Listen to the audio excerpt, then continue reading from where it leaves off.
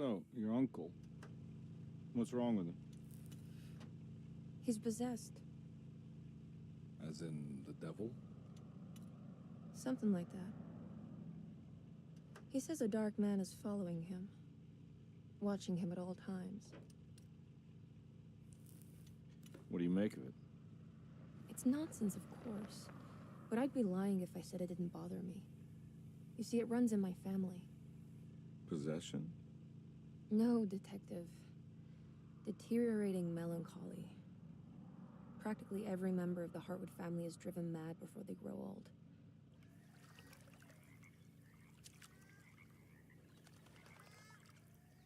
But Jeremy didn't kill himself. Is that why he's at your setup? Despite being convinced that he is truly possessed, he decided to put his last chips on Dr. Gray and his psychoanalysis, figuring he might stumble upon some cure.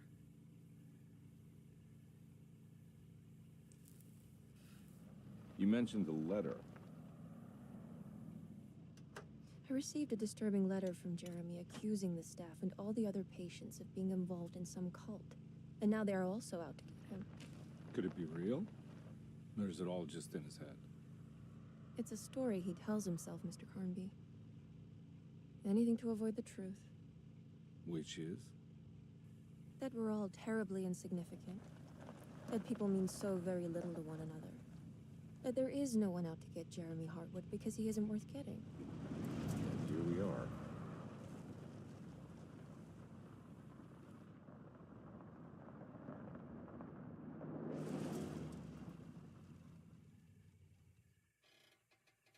My uncle's not well, Mr. Carnby. I want to make sure he's all right. Then what's my part in this? You couldn't get a cab? I just wouldn't feel safe going alone.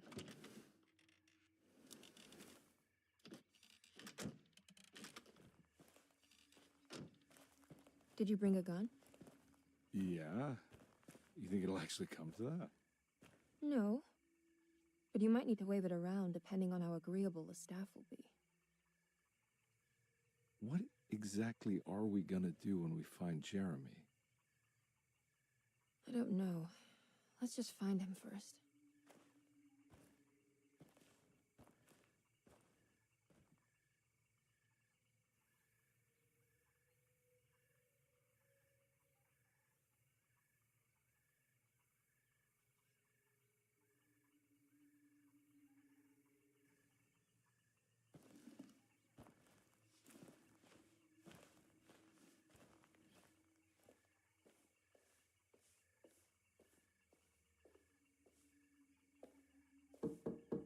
Hello? Hello? Looks abandoned. It can't be. There has to be someone around. Wait here. I'll go around back.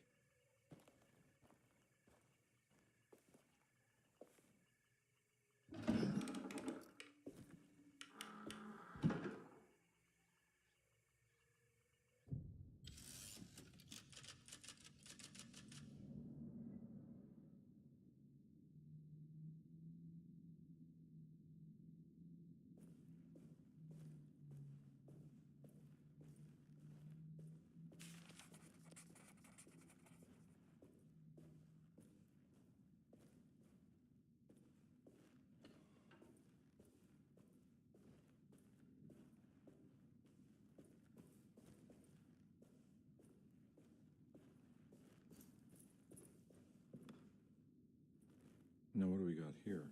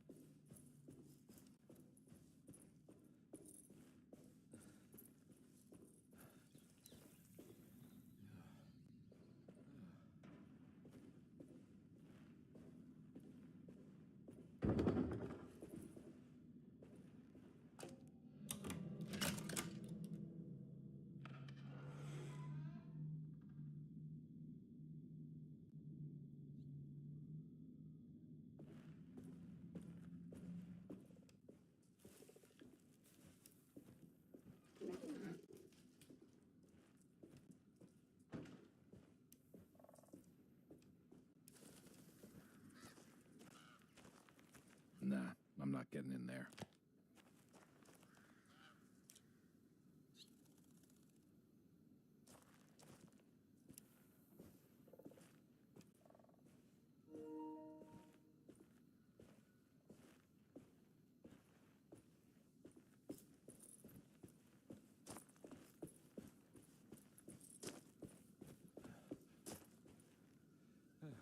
Hmm.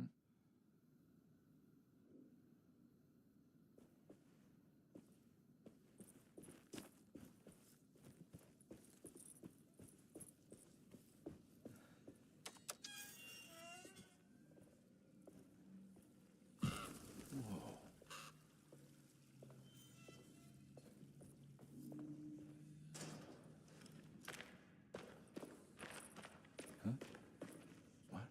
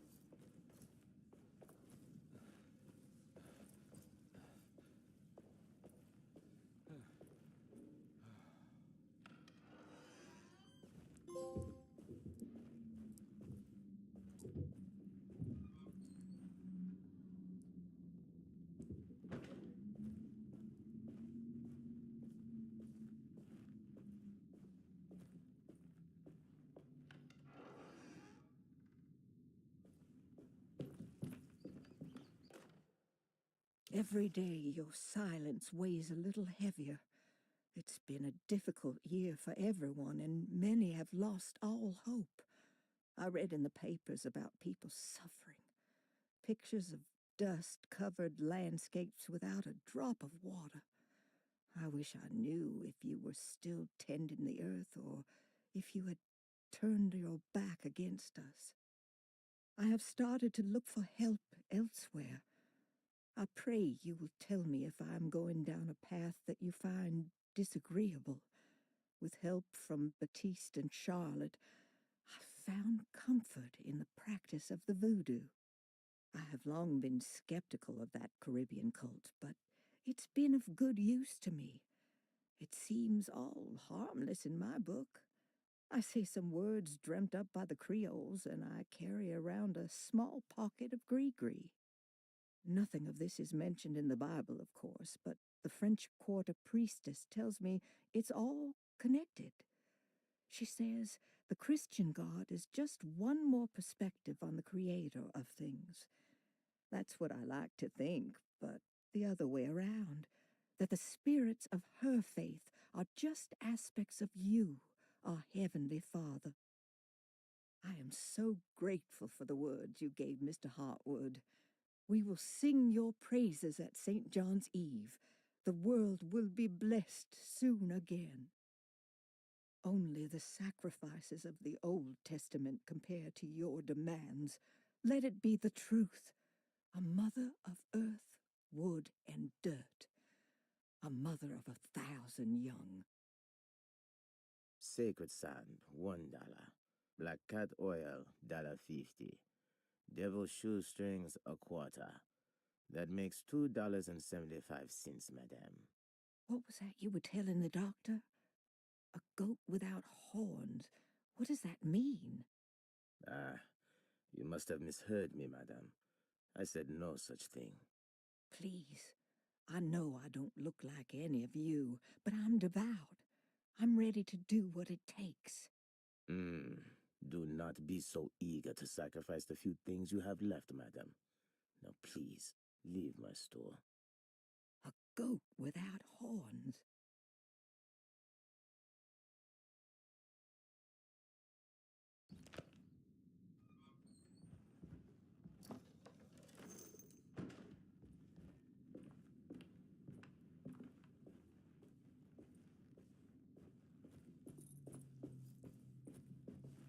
if I do.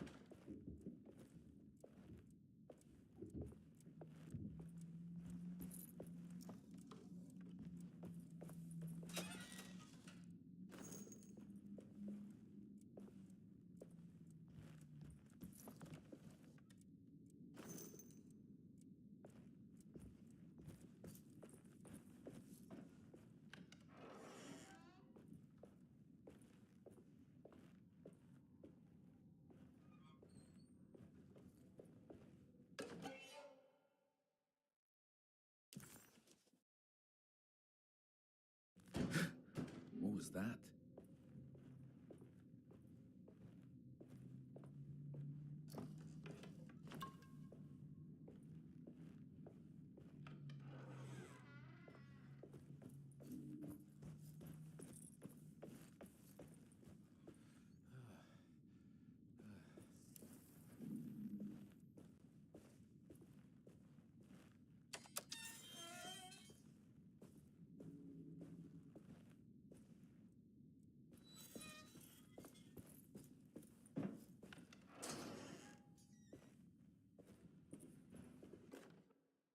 Please do not touch the boiler.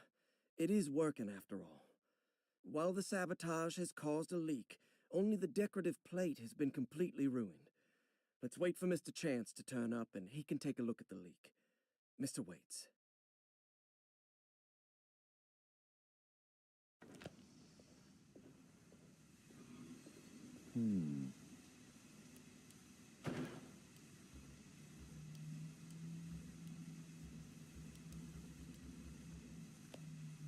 That doesn't look safe.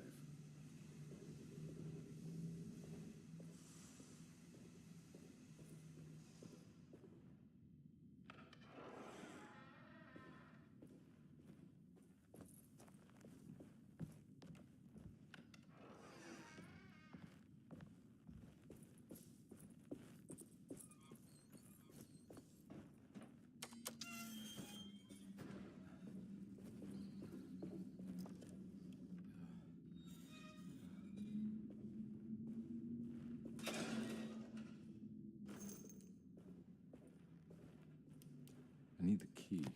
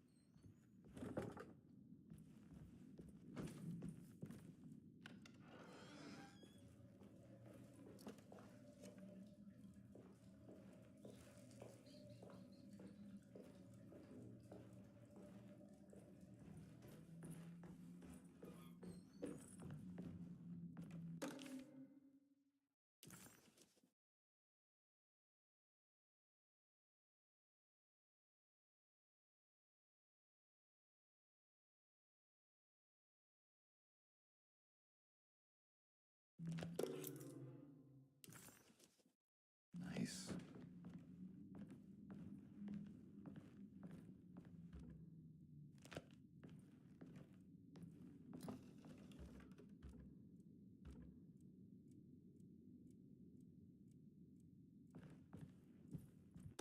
Sunday, June 22nd. I spent all day looking for Jeremy. I should have cared for the others, but I'm scared that he will do something irreversible. Cassandra is upset that I didn't give her the latest shipment of pain medication that Waits brought from the post office yesterday. I would have given it to her, but the company didn't send a new key this time around, so the box is just sitting there on my desk. They must have figured we had plenty of their gimmicky keys by now. I only remember seeing one lately. Grace was playing with it inside the grand parlor. Unless it turns up by itself, it will have to wait. I have to figure out where Jeremy is. I think Jack knew something. That dog of his found a strange rot permeating the house. She's showing us, he said, like those blots and streaks of fetid rot was talking to him.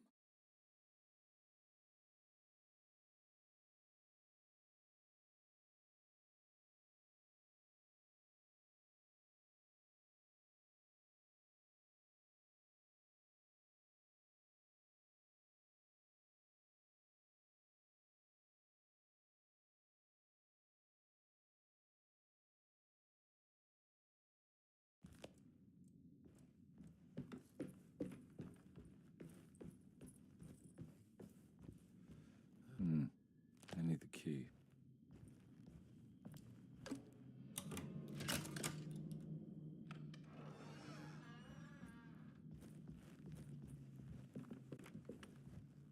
It's wedged shut.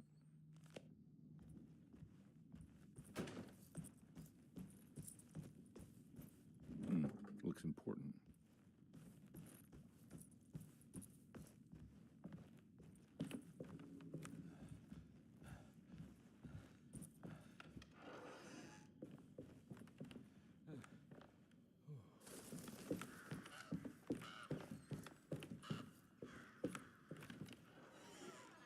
Oh.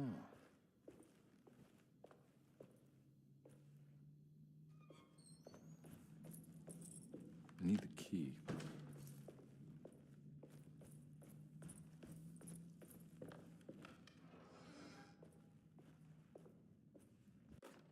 The Great Depression. President Hoover raises tariffs on over 20,000 imported goods in an act to protect American labor. Following the collapse of the Wall Street stock market on October 24 last year, American industry has suffered greatly. Thousands of companies have gone bankrupt and left a large part of the American workforce unemployed. In an attempt to turn the tide, the Smoot-Hawley Tariff Act has been signed by President Herbert Hoover. By regulating commerce with foreign countries, the government hopes to encourage the industries of the United States to compete with cheap foreign imports. Superstition on rise. New Orleans voodoo stores and spiritual mediums see increased profit during troubled times. While the market has faced hard times ever since Black Thursday of last year, voodoo doctors and snake charmers see significant rise in number of customers. With the coming Eve of St. John on the 23rd, the police expect increased cult activity around Bayou St. John, the southern shore of Lake Pontchartrain. Voodoo rituals in that area on the Eve of St. John have a long tradition reaching back to the first snake worshippers brought as slaves from West Africa. During the 19th century, its practice was popularized by the legendary Marie Laveau and has since been embraced by many of the Creoles and the surviving aristocracy of the French Quarter. Author seeks asylum. Rumors regarding author Cassandra Beauregard making Derceto her home verified. Derceto Hospital is an old plantation building on the eastern shores of Lake Pontchartrain. While often considered an asylum for the insane, residing Dr. Elmore Lee Gray prefers to think of it as a convalescent home, a place where you can go to rest. The patient list is kept secret, but thought to include many of the black sheep of wealthy families, because at Derceto, treatment does not come for free. Local author Cassandra Beauregard has now been confirmed by her own admission. She's been lauded as a powerful Creole voice and written many successful books. Lately it was reported from Hollywood that she has finished a moving picture manuscript titled Slaughter Gulch. That film is set to hit the theaters next year.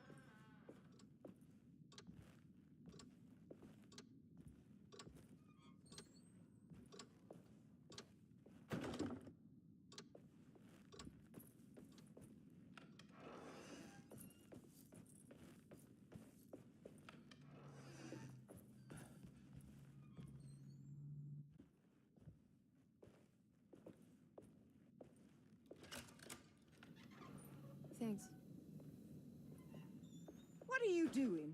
Who are you? Whoa, pardon me, excuse me. My name is Edward Carnby, private investigator. I hope you don't mind we let ourselves inside. I do mind. This is private property. You can't just barge in here. I'm sorry about all this, but I'm looking for my uncle. It's urgent, and no one was answering the door. We can't hear you knocking anymore. None of us can. Who is your uncle, darling? Jeremy. Am I right? She has that Heartwood gloom, doesn't she? That's right. I'm Emily Hartwood. I just came to make sure my uncle is all right. Well, he is unavailable right now. You will have to come back another day. Unavailable how? Is he sleeping? We can wait. He's lost.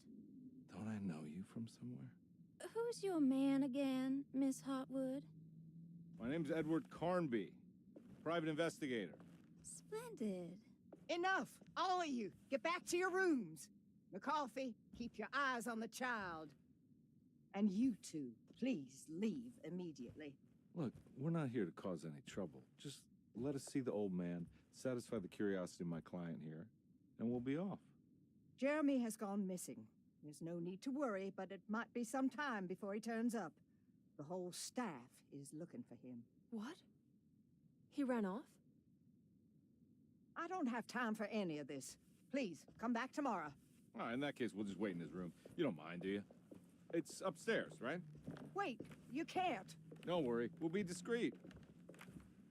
In the corridor. It's the first door on your left. I'll tell Dr. Gray you're here. Excellent. Thank you, madam.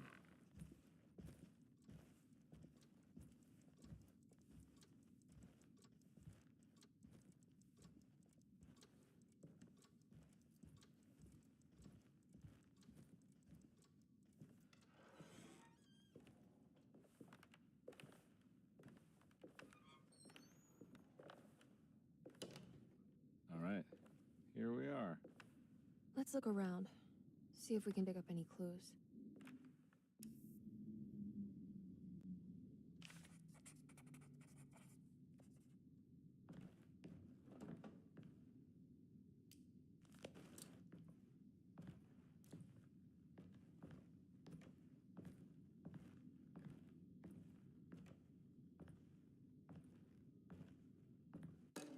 Every night the dark man stands opaque at the threshold of my room, counting the days until my spirit spills out of my tired shape. Only his pallid mask shelters my remaining sanity. Staring directly into the face of that demonic sultan would surely sunder time itself. Would he have looked the same to my father as he struggled for his life? Does his veiled face haunt my niece quite the same way? I wish so that I could rest my soul in that sunburnt convent of Tarawea. Would I find you there, Juan? Or Senora Perosi, back from the beyond? Every night I hide from him, moving from one misshapen memory to another. Scenes conjured out of fantasy and delirium. Places I struggle to even paint. I wish I understood your death, Signora. Is there anything I could do for you but bury you in that bleak necropolis? That triumphant chapel rising above the ledges and the oven vaults shall be your sepulchre, where you may rest, and I shall weep.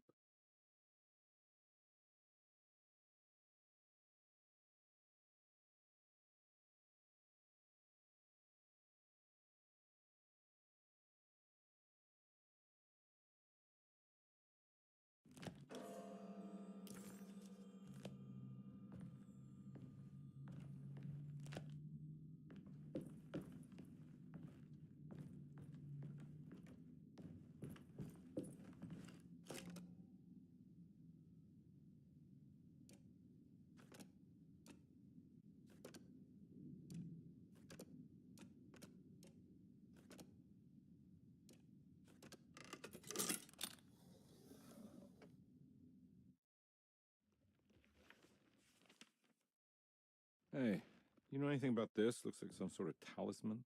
No, I don't. Oh, help me out here, will you?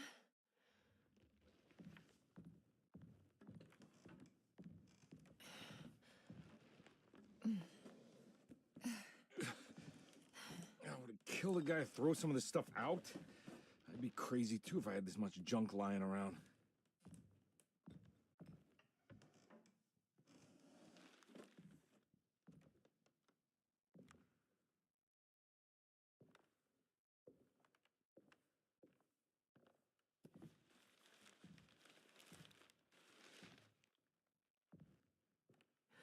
Oh, wow. That's striking. I want to save this one.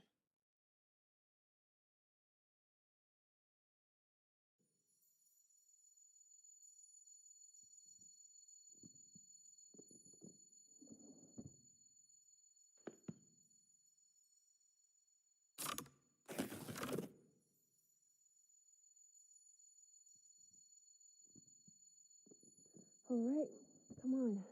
I want to go see Dr. Gray.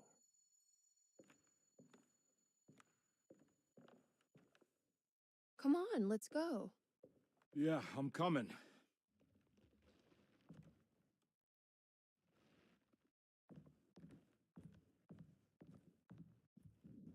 Miss Hartwood. Emily?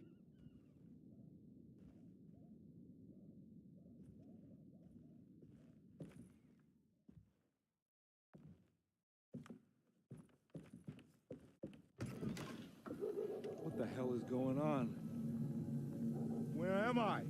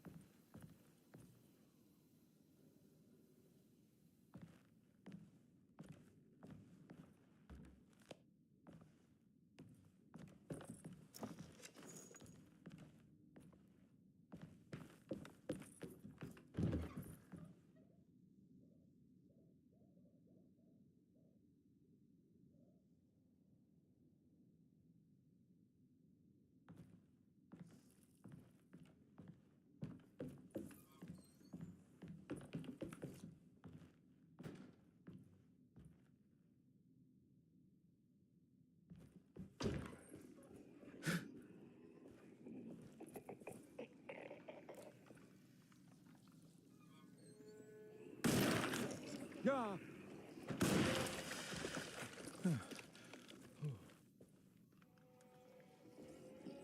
Christ, what the hell was that?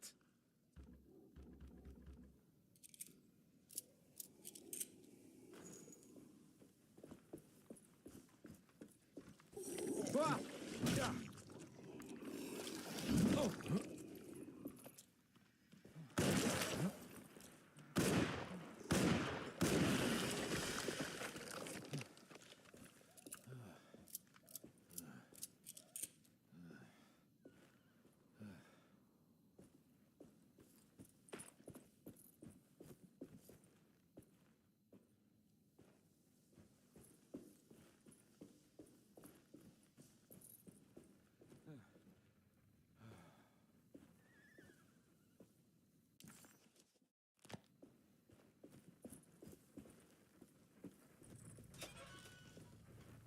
I can't go that way.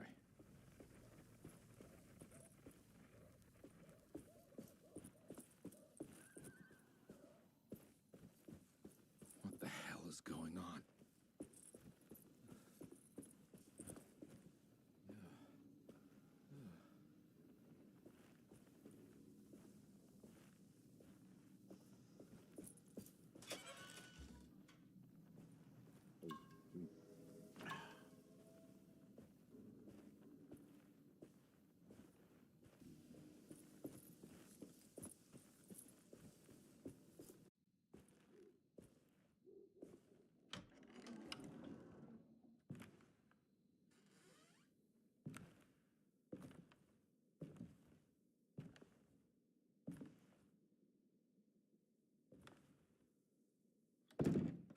Don't let them get inside, compare.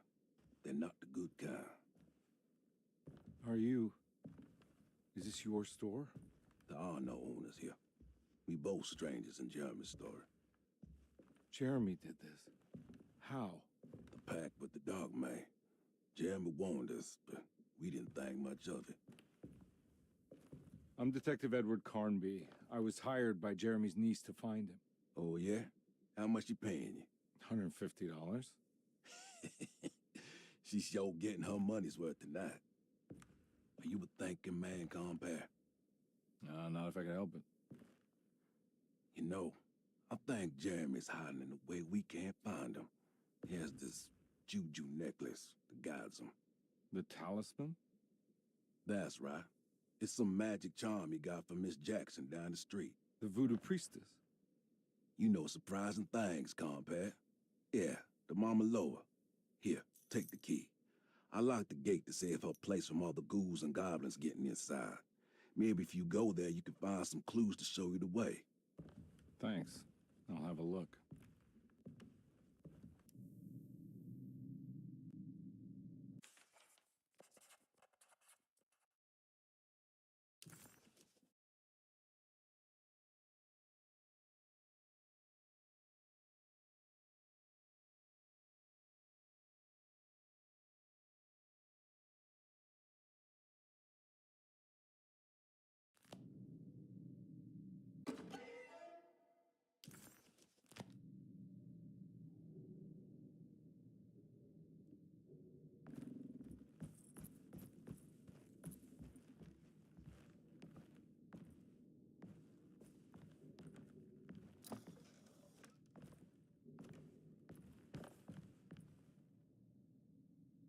You want to come along? Nah, I'm gonna stay here for a while.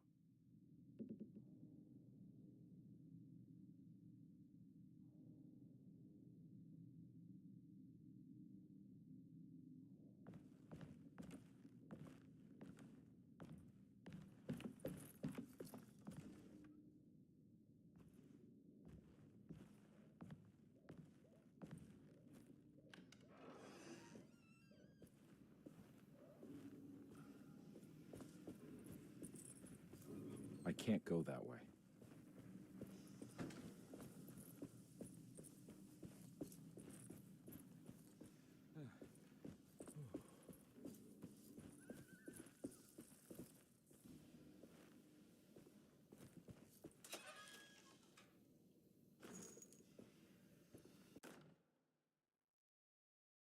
Okay.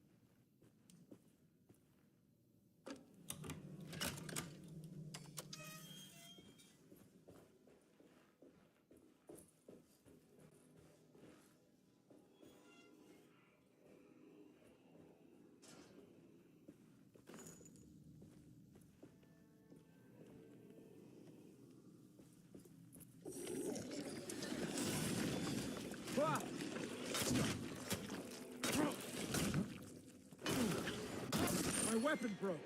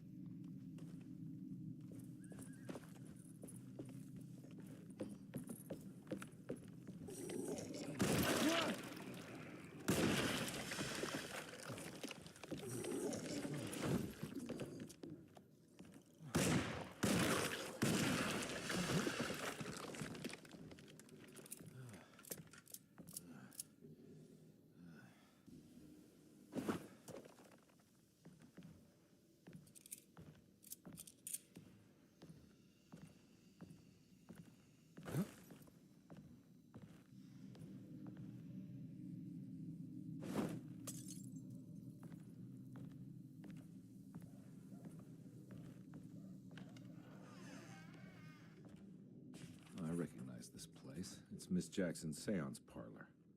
Let's see if she's got any information on Jeremy's talisman.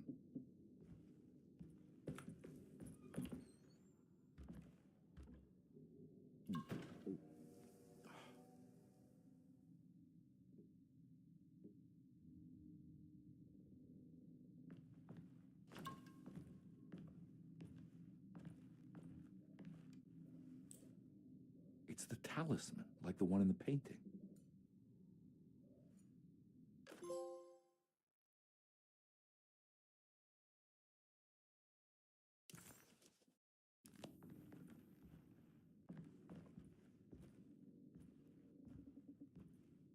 I think it's meant for the talisman.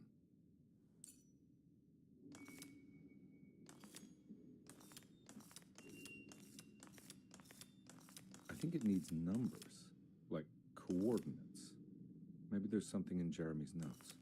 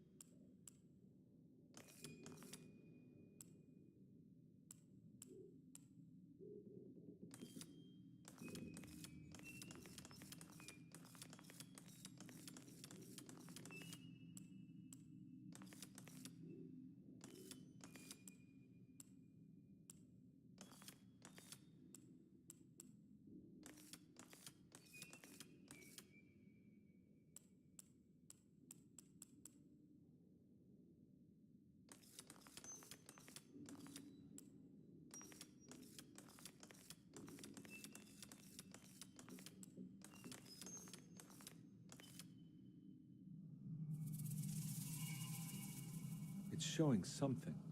A place? Where is that?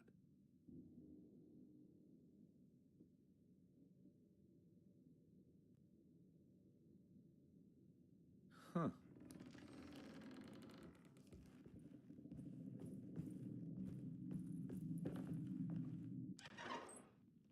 Detective, I was wondering when you were going to show up. Mrs. Thompson told me you were here. I understand you are working for Jeremy Hartwood's niece. Yeah, I guess so. I mean, you're not wrong. We came here for her uncle. I just didn't expect... I didn't expect this. You are Dr. Gray, right? That's right.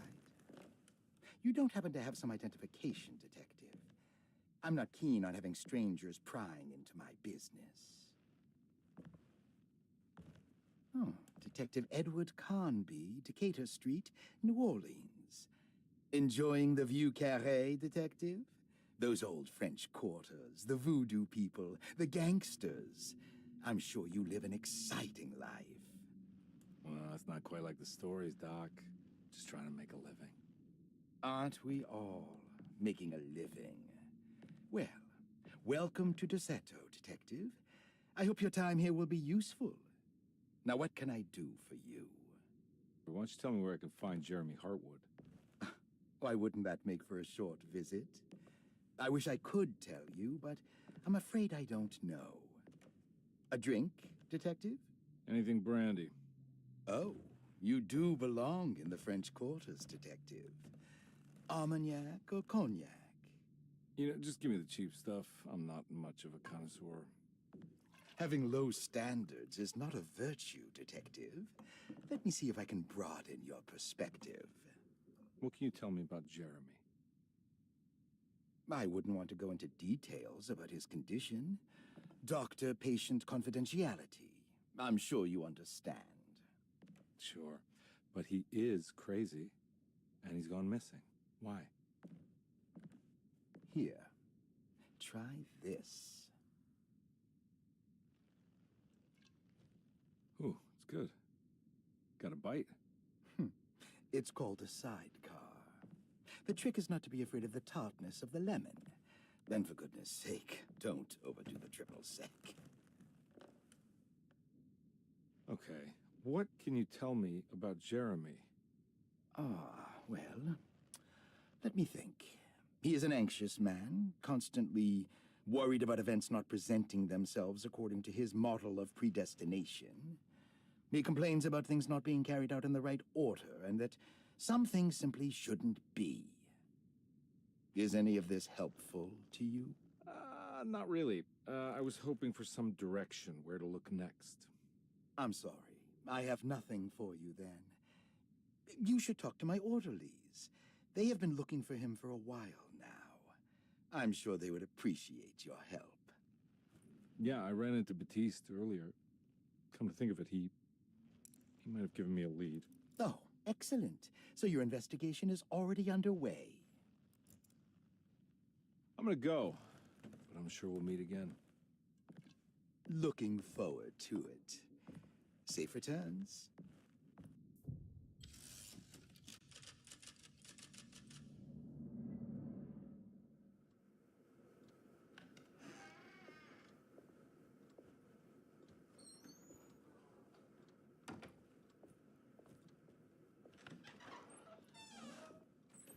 Detective Carnby, where did you go? I was just talking to Dr. Gray. You disappeared. No, it's not what you think. Have you found anything strange going on here? Yes. Everyone is being incredibly evasive, and I can't figure out why. No, I mean something you can't explain. Paranormal, even. Detective, I really need you to get yourself together. I can't do this alone. Forget it. I'll figure it out. Do you want to come see Dr. Gray? No, I want to try something out. With this talisman, I think I can follow Jeremy to the place he mentioned in the book. What was the name? Do you remember something Spanish? Tarawea. Yeah, that's where I need to go. Detective, are you gonna be all right? Yeah, of course. Go talk to Dr. Gray. We'll rendezvous later.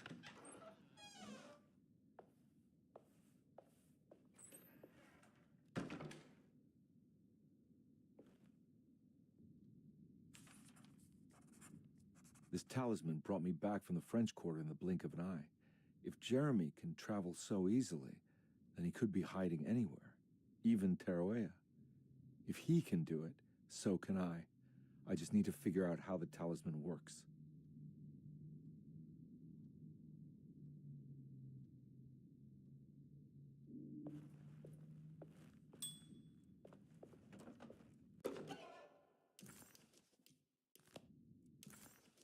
What?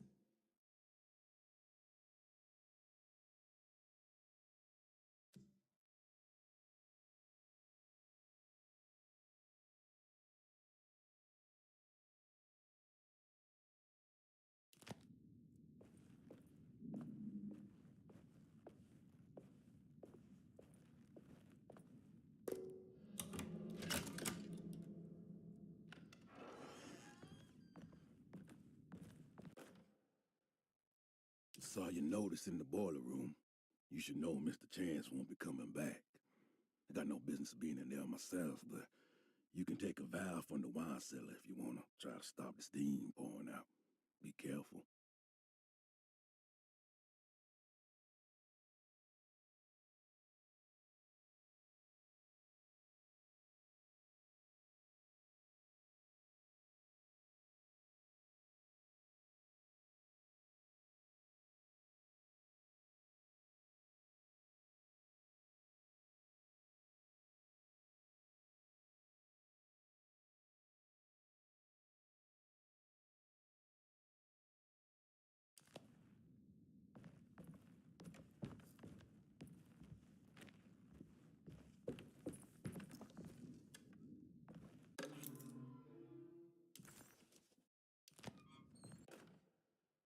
Dr. Elmore Lee Gray is DeSeto's chief doctor.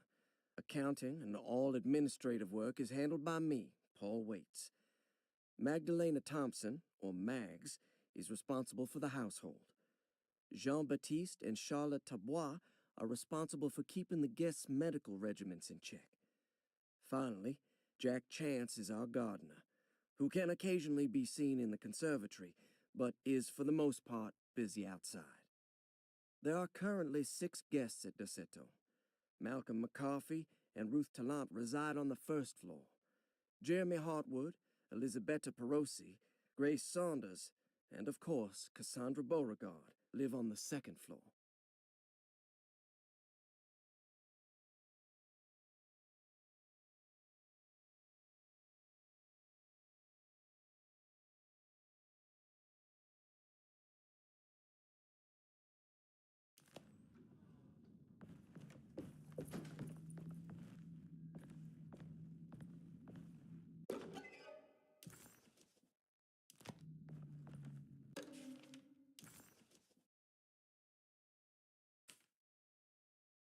Cassandra Beauregard, the beloved author. Very exciting, isn't it? What do you want to put down for reason for admission? What her agent told us. Cassandra suffers from a writer's block and needs to finish her moving picture script before the end of June. Mr. Chardot suggests Cassandra's heavy use of barbiturates is holding her back and risks ruining her career. And how should we summarize her personal history? Let's keep it short. Cassandra Beauregard is a beloved crime author who managed to pull herself out of poverty and into stardom. 5 years ago, she tried killing herself by jumping off a balcony. The incident left her a cripple and now relies heavily on her wheelchair. And for diagnostic impressions? Cassandra suffers chronic back pain following her suicide attempt. She self-administers morphine to keep herself ambulant, but has become addicted, and the desired effect is now lost. The drug abuse clouds her mind, and she is unable to focus on real life.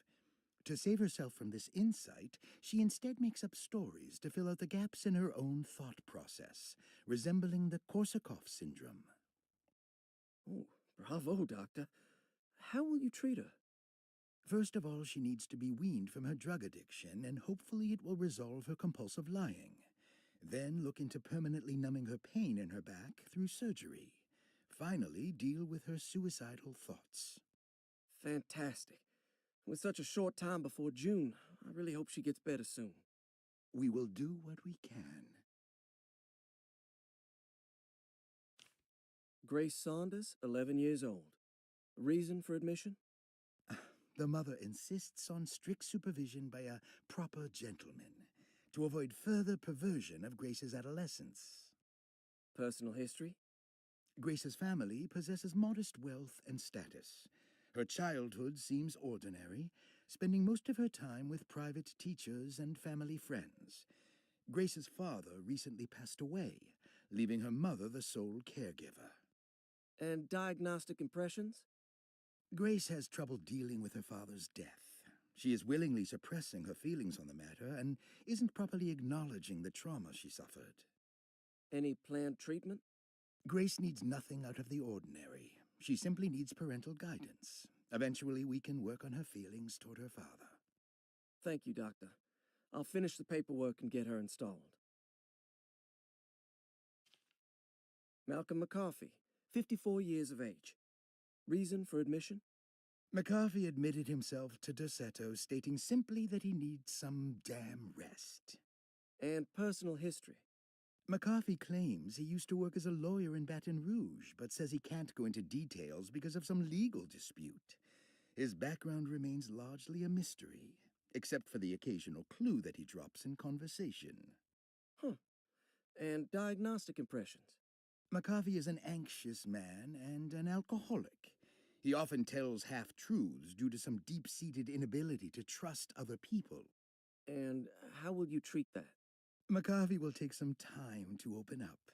Spending time with Jack's dog or the child should be good for him. Their harmless nature will help build his sense of trust. Thank you, Doctor. Elisabetta Perosi, 33 years old? What should I put down as reason for admission? Well, Perosi broke into Derceto and was found wandering the grand parlor. She was confused and suffered partial amnesia. She insisted she belonged here and offered to pay for her stay. Right. What do you make of her story? Perosi claims to have been a member of the Astarte artist colony some 20 years ago, a claim that seems contrafactual due to her young age. She looks to be and even thinks she is 33 years of age. That would make her a child at the time. It seems fair to say that Perosi's story is untrue, deliberately so or not. Diagnostic impressions? Do you have anything? Perosi's story is peculiar, because she retracted her story about the artist colony. She no longer claims to be the same person as Elisabetta Perosi. However, my staff's research has confirmed there was a Perosi at that time who was in her early 30s. I suppose this case will take some time to investigate. How will you go about it? I wanted to contact the real Perosi, but it seems the whole colony disappeared one night. September 29th, 1915, during a hurricane. I will have to take it slow and figure out what this spell of impersonation could have been. Oh, I'm sure it will all clear up eventually. Thank you, Doctor.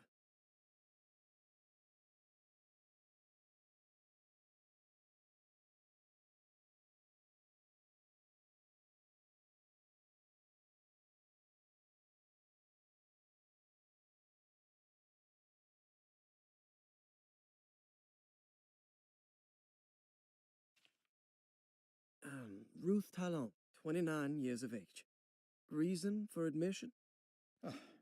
Ruth's father wishes that his daughter be removed from New Orleans nightlife for the foreseeable future. He fears that her overly free spirit is tarnishing the family's reputation. Sounds simple enough. Personal history? Ruth comes from considerable wealth. Her family owns several hotels and restaurants. Unlike the rest of the family, her sense of adventure has taken her around the world, including France during the Great War as a photojournalist.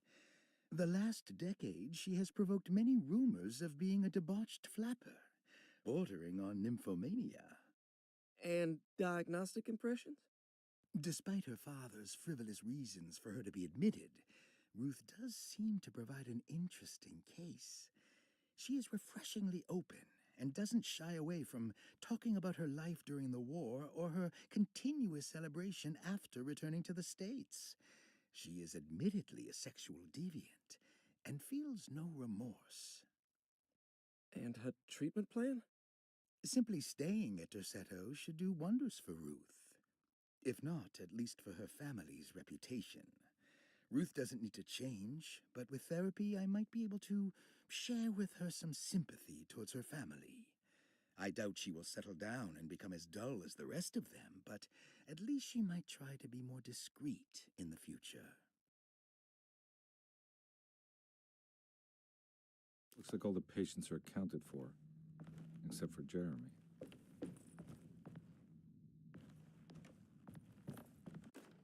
Paul, you're right about the plates on the boiler and the clock. They have been sabotaged, and I think I know who did it. They have something to do with Jeremy's episodes and how he seems to disappear at night. Right now, it's important that you keep an eye out for any of the pieces. I want to find out if I can repair the plates. Let me know if you find any of them. Lottie. Tell Lottie to take a look at the well in the kitchen garden.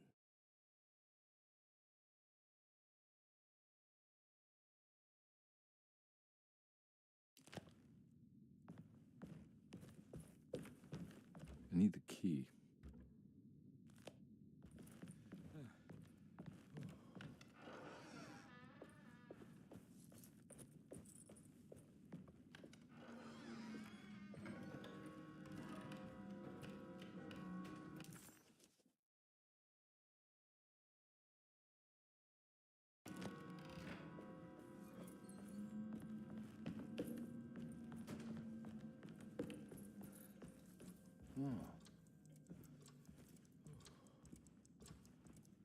It's stained. Looks like some kind of rot. This must be the clock that Jeremy wrote about in the commonplace book. Huh. Looks like the plate that held the talisman in the seance room. But it's broken and missing some pieces.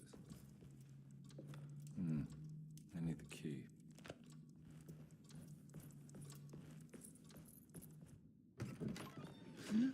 Yeah, sorry, Detective. Didn't mean to obstruct justice or anything. That's fine. You know, I'm kind of busy with my own case of a missing person. I was wondering if you've seen Grace, a girl about yay high? Can't say that I have. Why are you asking? Well, I'm looking for her. Is she in trouble? No. She's just hiding somewhere. We can't have a rascal like that running around unchecked at a time like this, you understand? Well, I haven't seen her.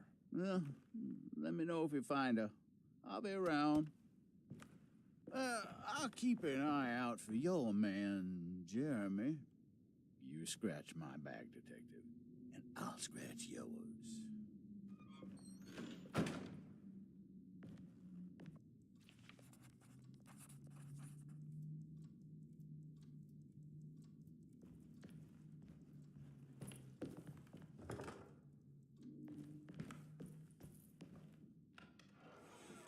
Looks like everything's back to normal here.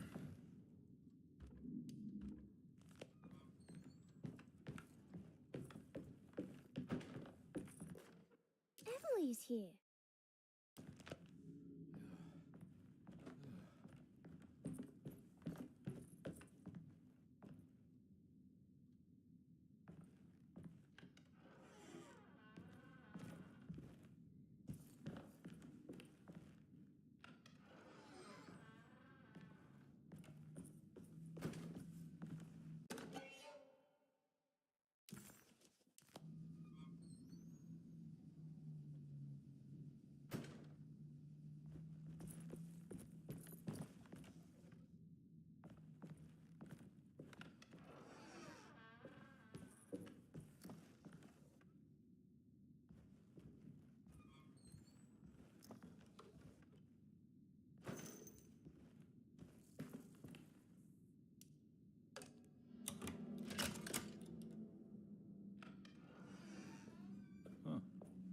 eccentric.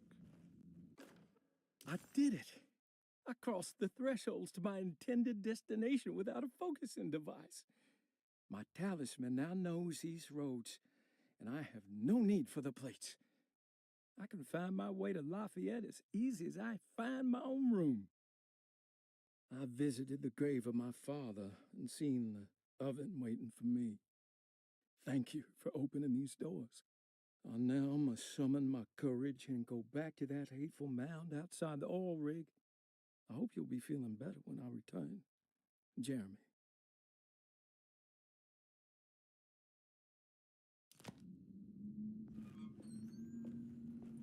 What are these symbols? Looks like alchemy or star constellations.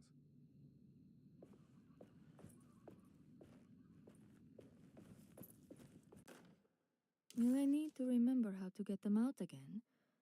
They are locked up for good reason. I am sure she is still able to whisper the answer in the ears of the wrong people. But not for long. I will see her burned soon enough. That black goat will be sacrificed to put an end to it all. Then it will all be over. No more Derceto, and sadly, no Astarte. Those good pirates of Pontchartrain. May you still sail the lake, until you find the shores of Hali.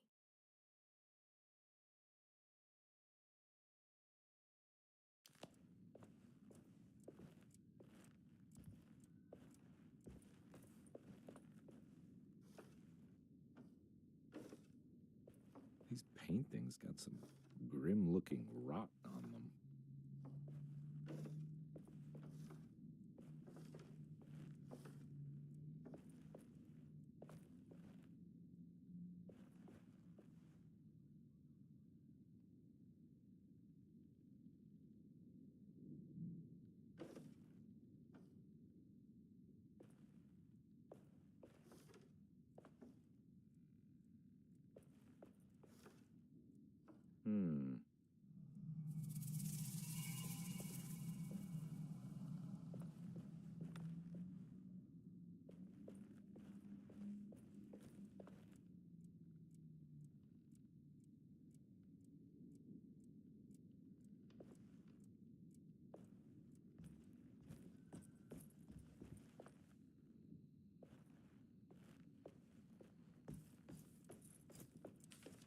Astarte Artist Colony. I remember hearing about their disappearance. Must have been 15 years or more now.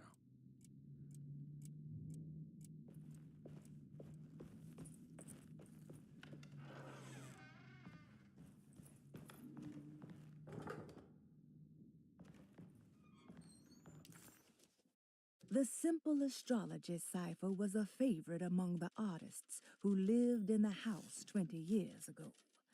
They easily turned into numbers when needed, but also acted as signatures for the members, as there were only 12 of them.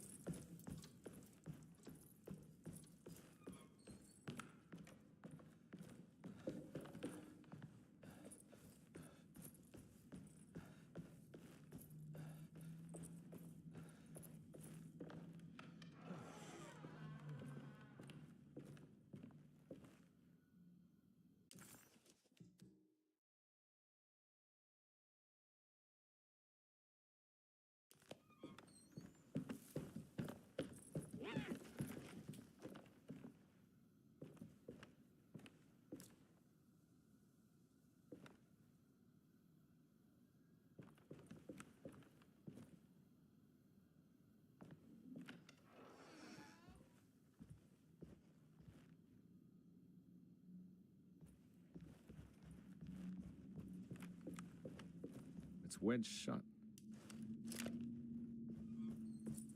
It's wedged shut.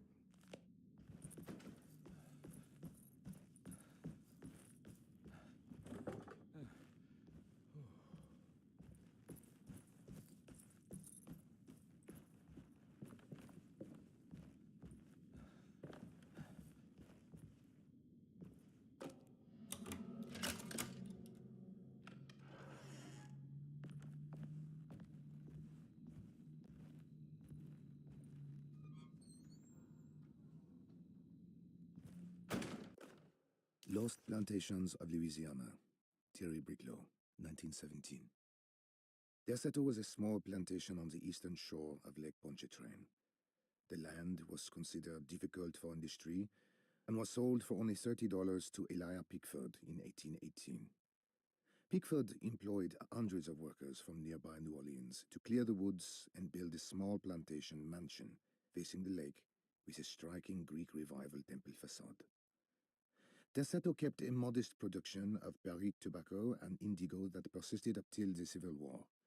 During the antebellum era, Derceto was the source of many rumors concerning voodoo and witchcraft. People who traveled the lake reported seeing people dance at night in front of bonfires, bleating and wailing. On June 17, 1862, Captain J.W. Norton of the Union Army recounts leading a raiding party from ships anchored in Lake Pontchartrain in order to seize control of Derceto and free the slaves working there. The captain was surprised to find the workers fighting back with unprecedented zeal. Norton's account describes these men and women as enraged with fanaticism.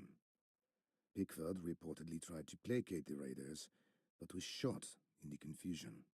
Captain Norton left the mansion burning and retreated to his ships with his men. Derceto was left in ruins for several decades. The ownership of the land was long disputed and returned to the Ledoux family in 1901. Several police reports were filed during the following years as the Ledoux tried to get rid of a camp of squatters on their land.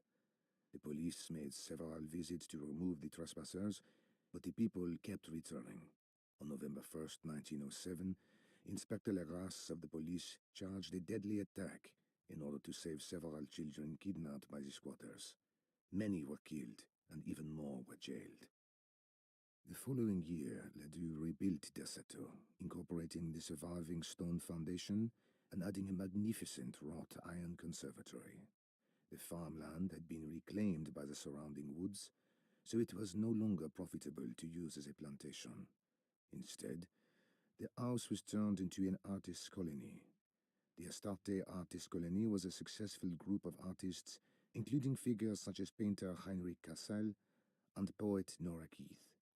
The group was also known for their beloved Mardi Gras crew called the Pirates of Pontchartrain. On September 29, 1915, a tropical hurricane tore through Louisiana, causing Lake Pontchartrain to flood New Orleans. Due to the remote location of Derceto, it took almost 2 weeks for outsiders to learn that the artist's colony was abandoned. The 12 residing artists had all vanished without a trace. The empty mansion of Derceto still stands on the shore of Lake Pontchartrain, with much of its temple facade intact. The Ledoux family currently has no intention of repairing the house.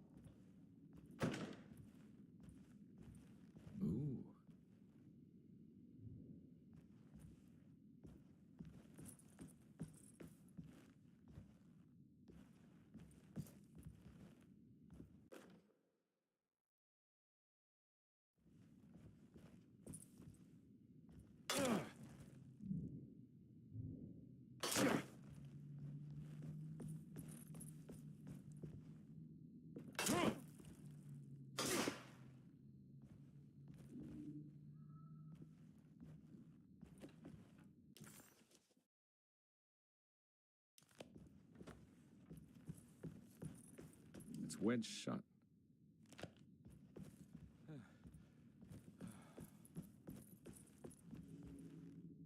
Ah! What is going on?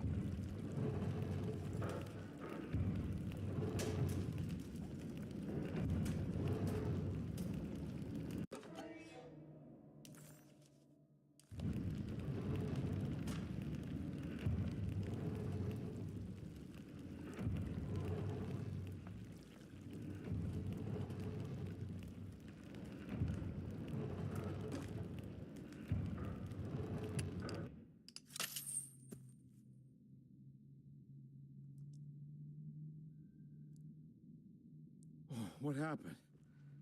Everything's normal again? Right. Huh.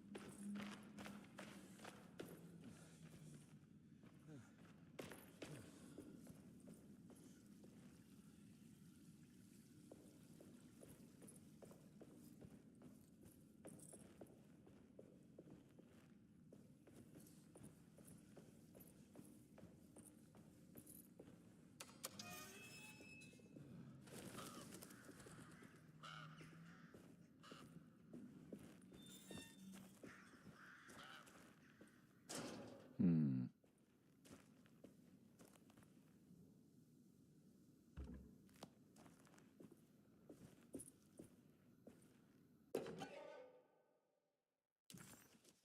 This can't be real. Huh.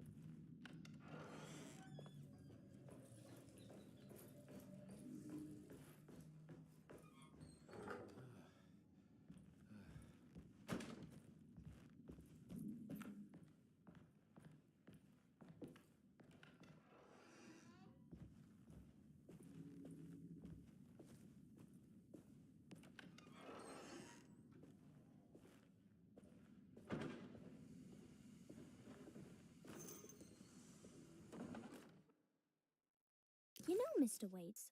I saw a piece of the plate that Liza broke. I think she's been hiding them. She's not very good at it. She just chucked it into the little room with all the tools behind the boiler. I left it there. I didn't want to embarrass her by picking it up while she was looking. We went upstairs instead and played backgammon. I let her win, because she's so unhappy. The piece looked like the one on display in Cassandra's room.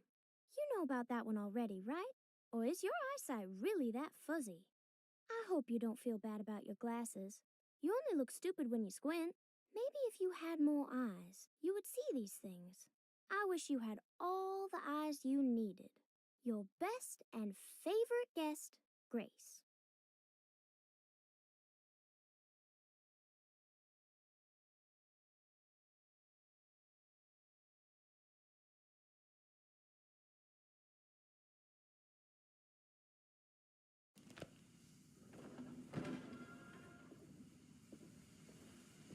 It's another plate for the talisman.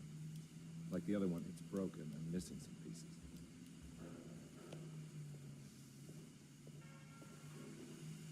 There's something missing.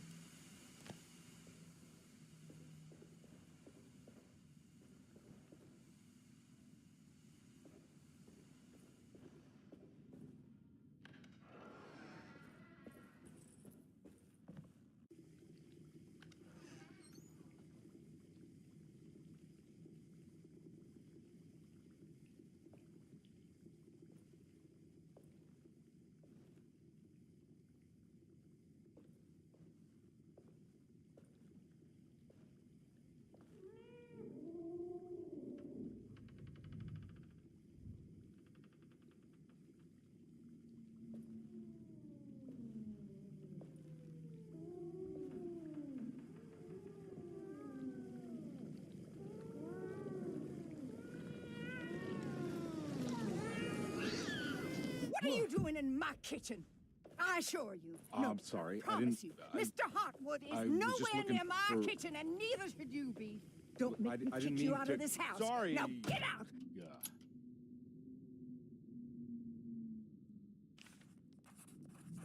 Conby was in shock, but also a little embarrassed.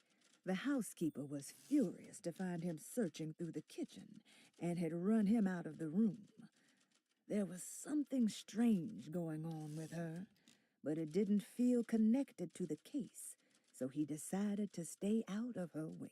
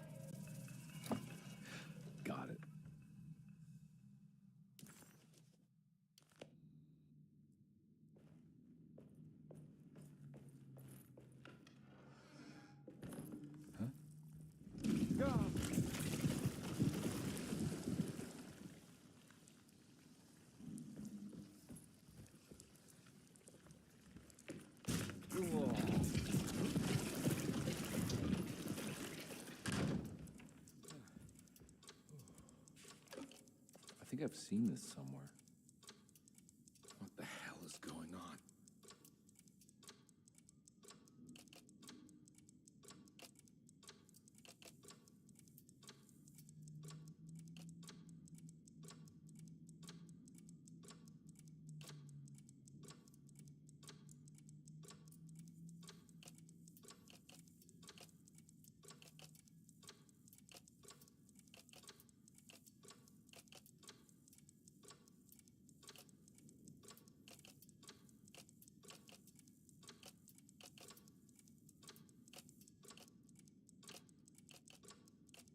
There was something in the commonplace book about this.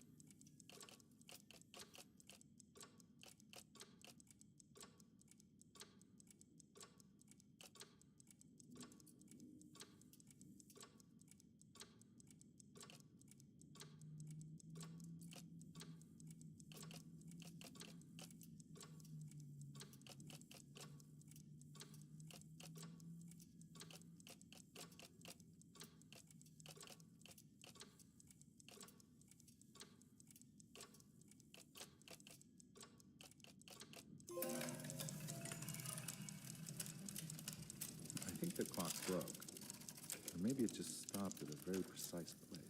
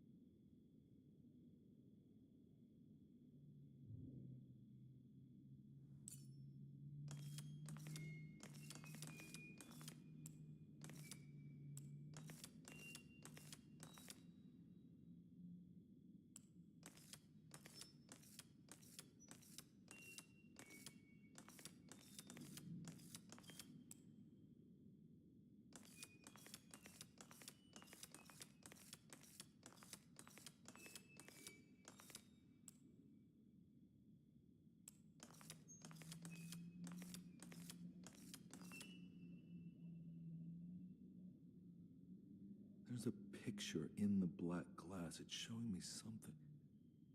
It's the hallway outside Jeremy's room.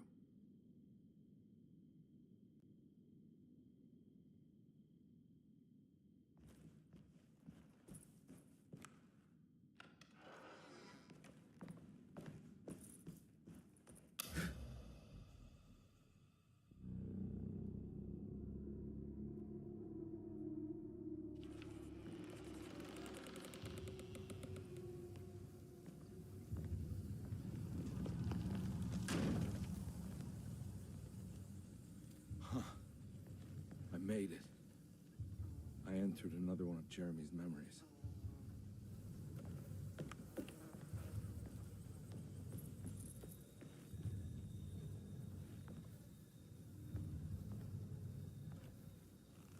Ugh.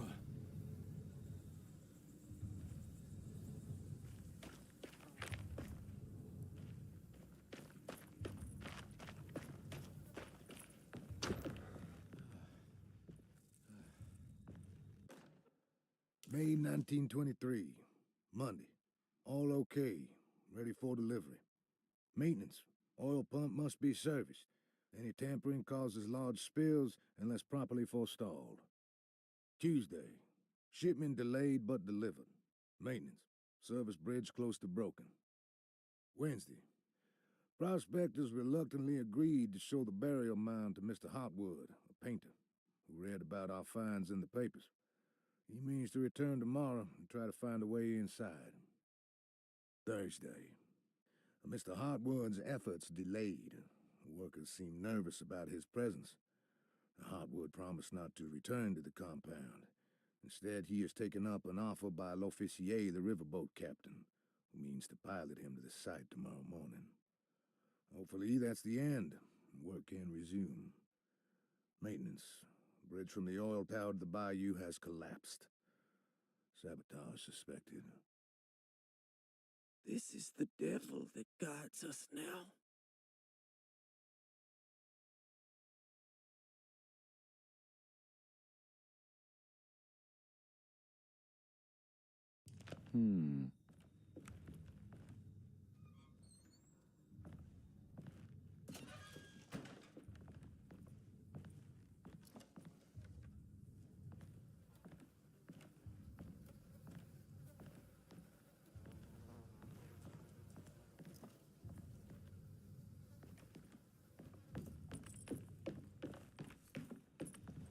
I need the key.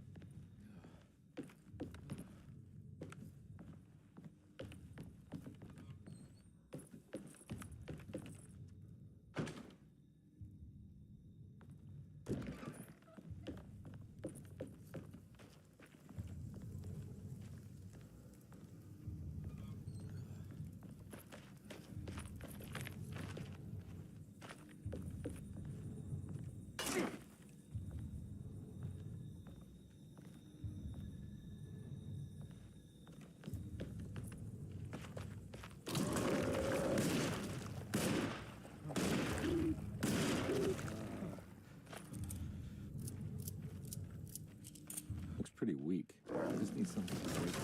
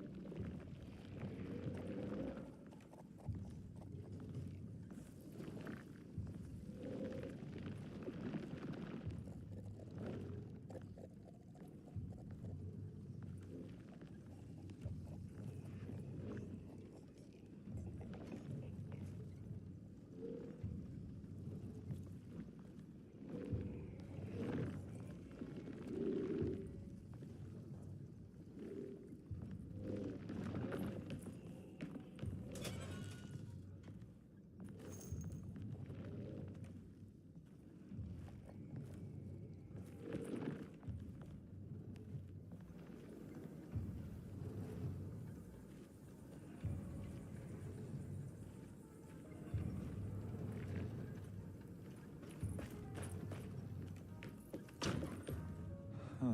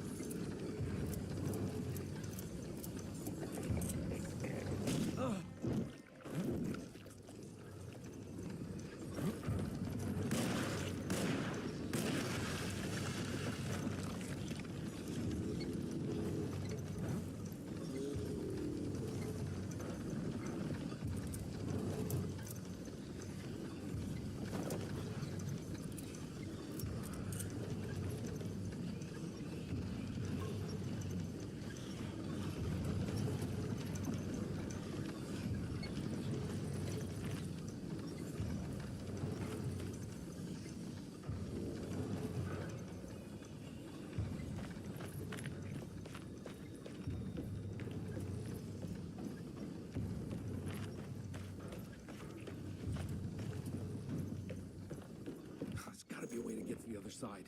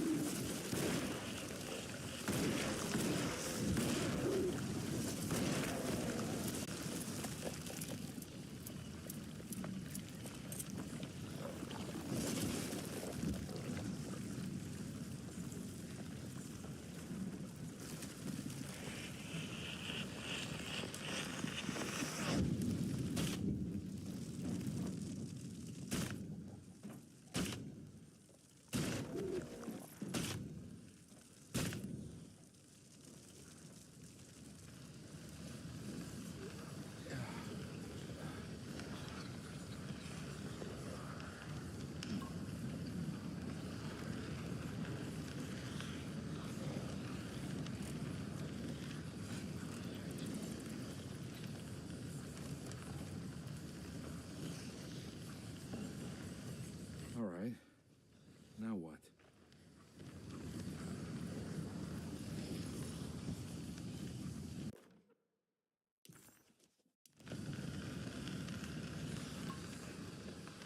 Come on, Carnby. Wouldn't you rather fall to your death than...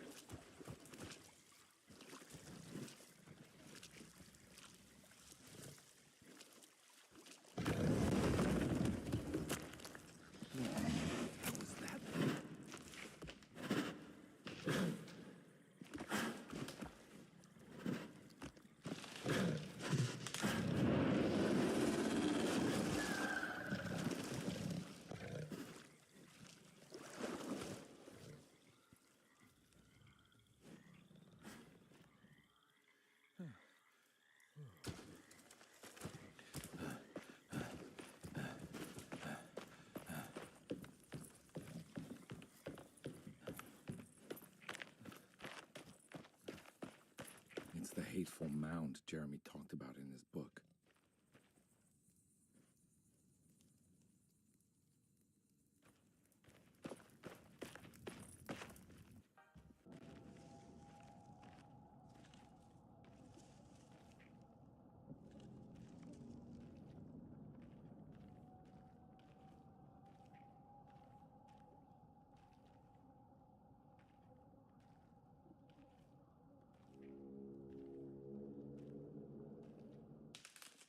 Don't come any closer.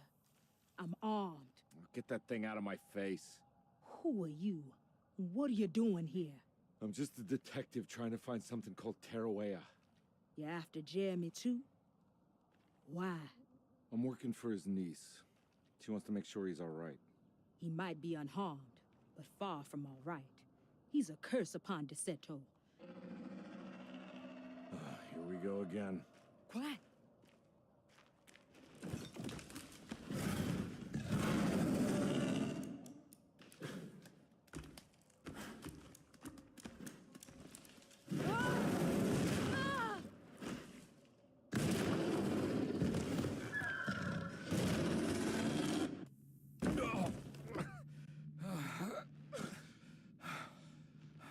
Oh, Christ in heaven.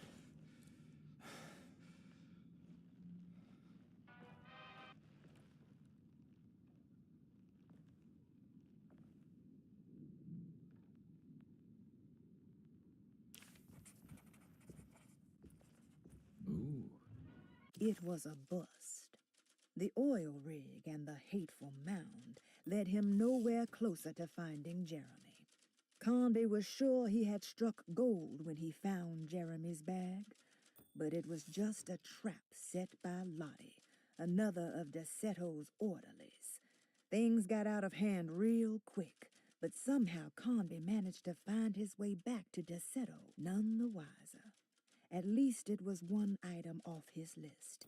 Now he had to figure out what to do with the boiler.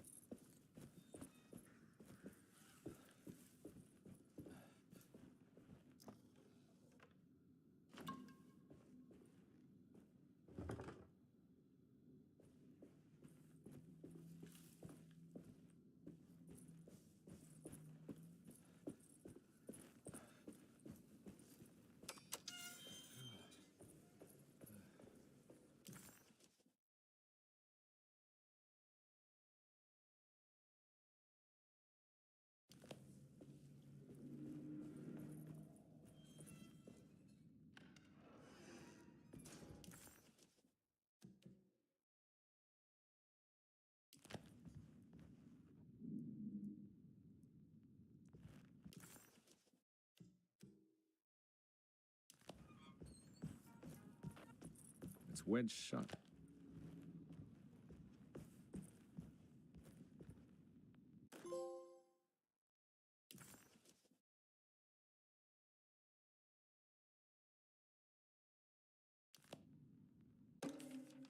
Reflections on the Power of the Verb in Certain Texts by Juan Luis Jorge. To act is in itself divine. Even the slightest movement of our hand is evidence of our soul in motion. Yet our free will is so easily overwhelmed by the dullness of everyday life.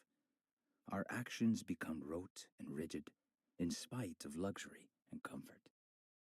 True divinity is found in the choice of leaving the stage where we all perform. People who discover this freedom unexpectedly will be struck by the terror of this revelation and become paralyzed, or worse, turn to suicide. However, if you are able to weather that storm, you will discover that there is a divine path beyond that fear.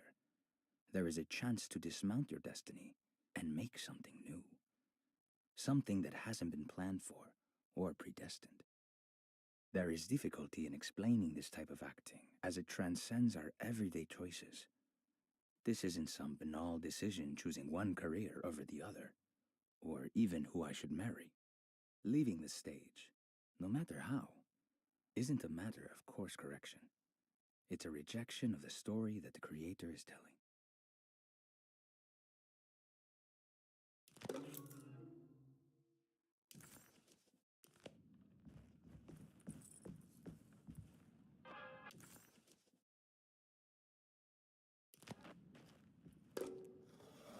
It worked.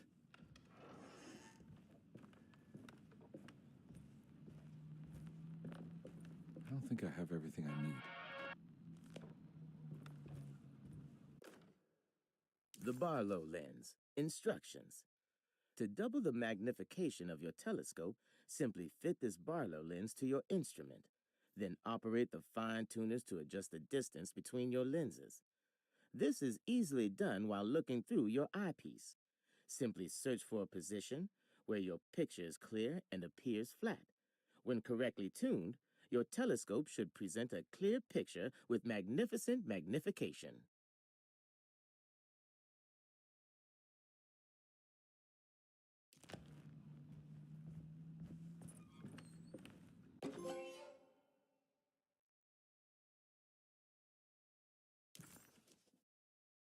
What's this?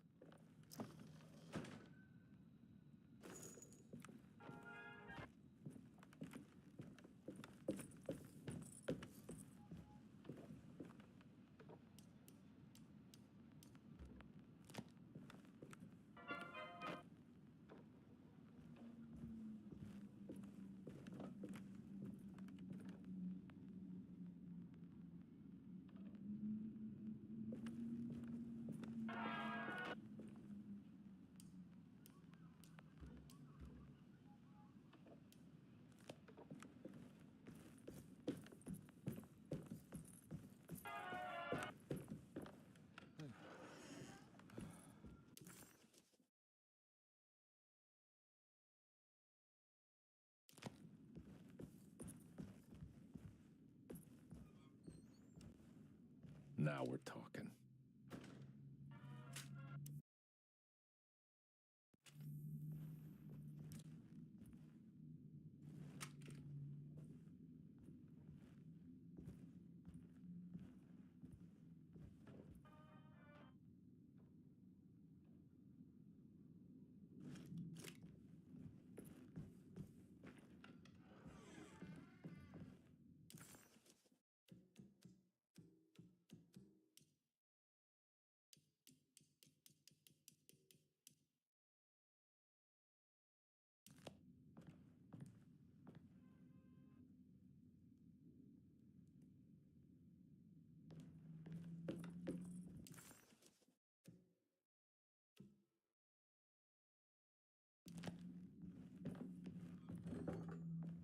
Huh?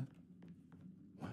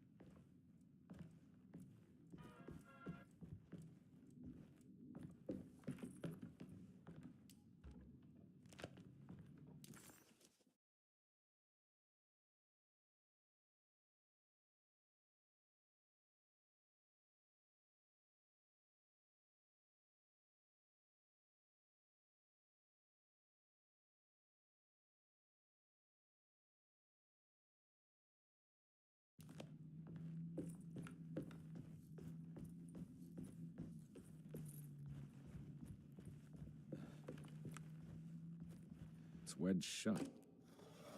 It worked.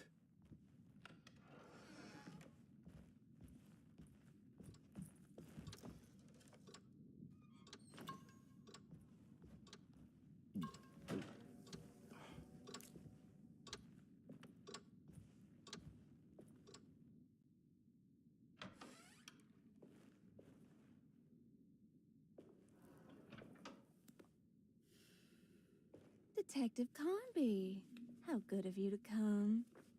Let me pour you a drink.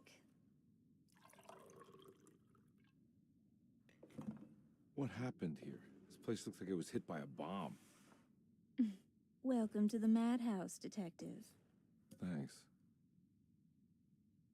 Did the ceiling just collapse? I heard it was something in the attic, something that was supposed to happen but didn't. How that could have such consequences is beyond me. The truth is, I don't know why the room looks like this. But I bet your friend Jeremy does. You know where I could find him? Oh, somewhere in his past, I suppose. He keeps going on about that mysterious dark man. I think he is hiding from him. Or maybe he's with him. I can't really keep up. I don't worry much. Take a look around this room. You may think it looks spectacularly devastated, but I just think it's finally found its stride. It fits perfectly with the state of this place and its loonies. The same goes for the nonsense with Jeremy. In my eyes, we finally managed to match the wild ride inside all of us. Well, I'm happy you find the evening still harmonious. I hope you don't mind me setting things right. Jeremy's business, that is. This room looks beyond my capabilities. Good luck, Detective. Hope to see you again soon. Yeah. Evening, miss.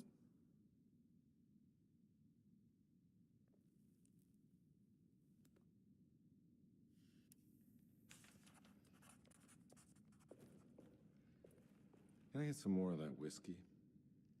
Go ahead, Detective. I don't think I can stomach any more anyway.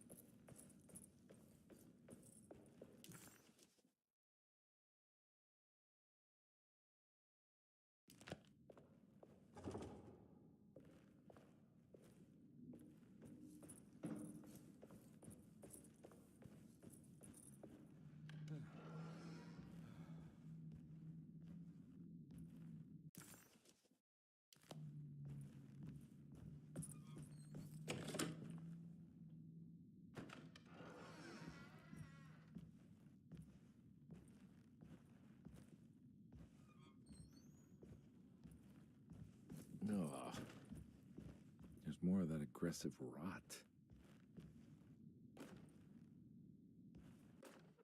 On the commonplace of evil, there lies virtue and stark irreverence, careless thoughts of luminous indifference. But blame not the beast we once were, which science so often wished to refer. Not the wicked full of sin, it is you who stand and grin. All our good intentions aside, whereupon we build our pride. Sunless solitude, follow not this corrupting light. Prophets of confidence always crashes out of sight. Hear me, for we all bear this mark. Thus we must remain alone in the dark.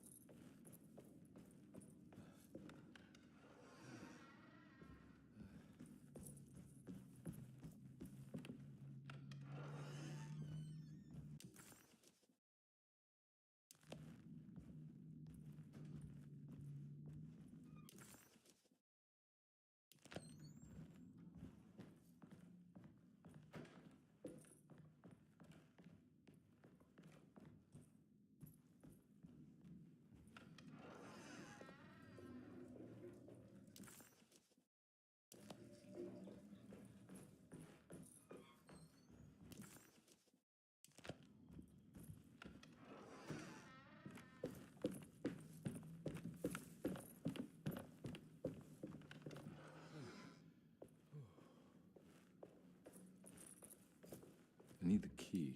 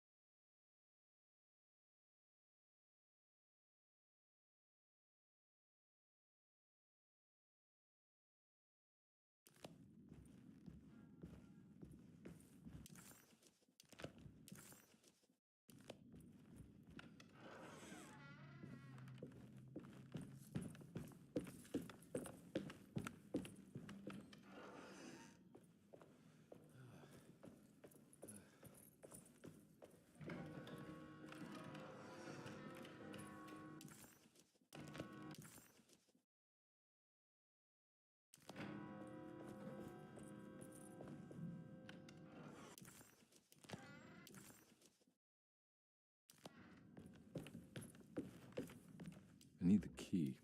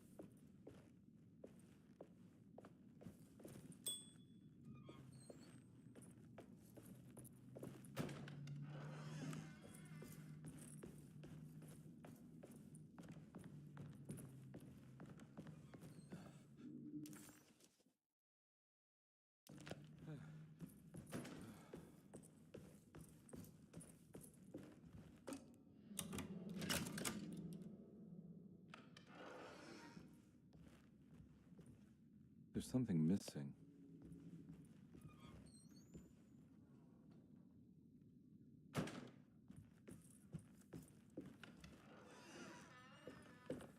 This must be that kid's room. Why does she seem so familiar? Don't you worry, Grace. Go play your game, bleat and bellow with the others. I won't be jealous. There will be more masquerades. However, I would love it if you would finish my mask for the feast. With love, Ruth.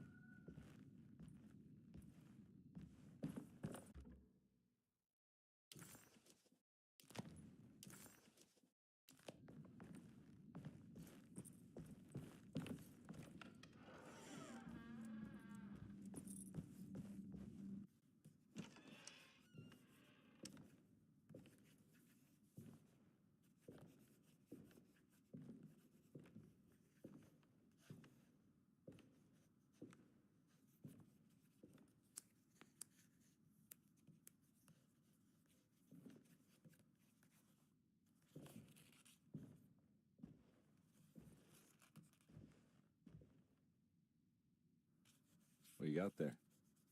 You drawing something? Nothing special. I'm just bored. Do I know you from somewhere? I remember you, Mr. Conby. From where? Don't touch that. Cassandra wouldn't like it. She wouldn't like it at all. Do you know where she is? I'd rather not talk about it. It makes me upset. Besides, she'll be back after the Feast of St. John. You think? Yup. It's all on the page, Mr. Conby. And many of them that sleep in the dust of the earth shall awake, some to everlasting life, and some to shame and everlasting contempt. All right. I'm gonna go now, if that's okay. I don't like to stay too long in the same place. Mr. McCoffey might find me. Hey. Is he mean to you? Not everyone needs to be saved, Mr. Conby. You should know that by now.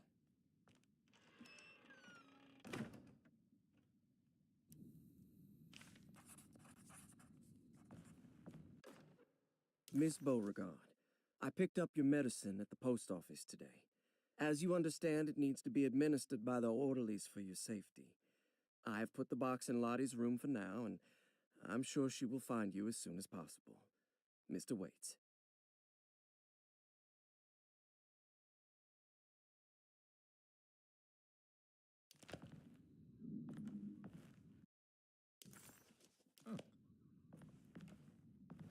So this is what's another one of those strange padlocks.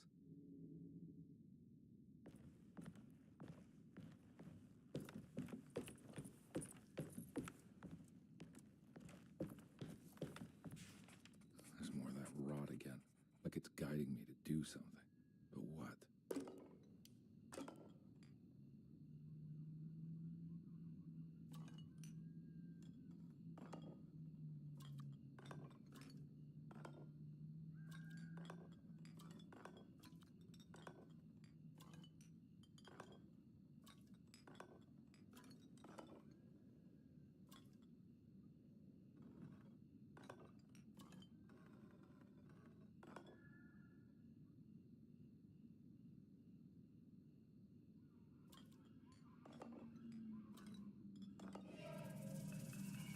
The rot made the shape of a snake.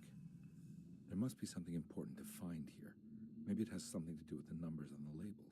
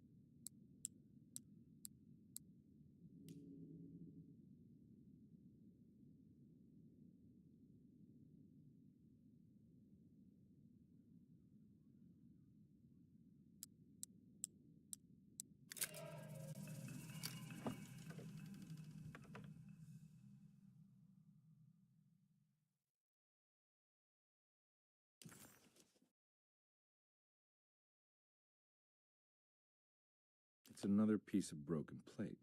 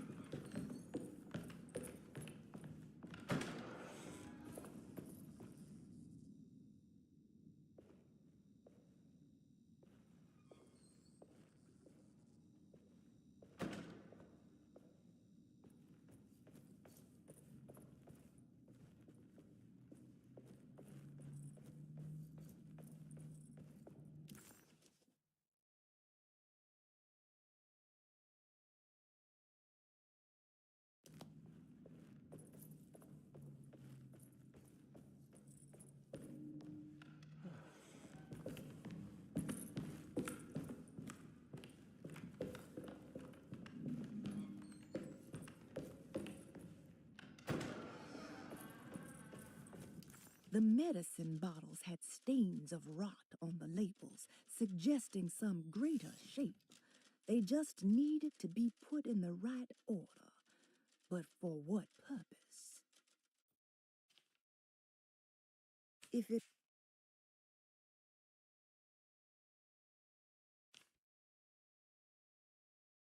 McCarthy reminded Detective Conby of an old barfly he used to know. He detested him. There was no getting around it. McCarthy was going to have a hard time getting on his good side.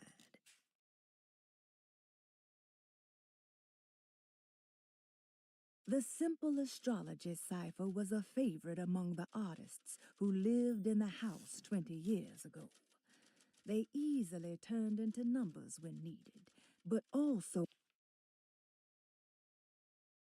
Detective Conby had a hard time understanding what had happened. It did as his pride faded. Detective Conby... Why did that girl look so familiar? Detective Conby just couldn't quite remember. His last few years were clouded by a drunken haze, a haze which now had turned almost opaque. Considering their shared past, Grace had every right to feel slighted, but it wasn't in her nature. She was amused.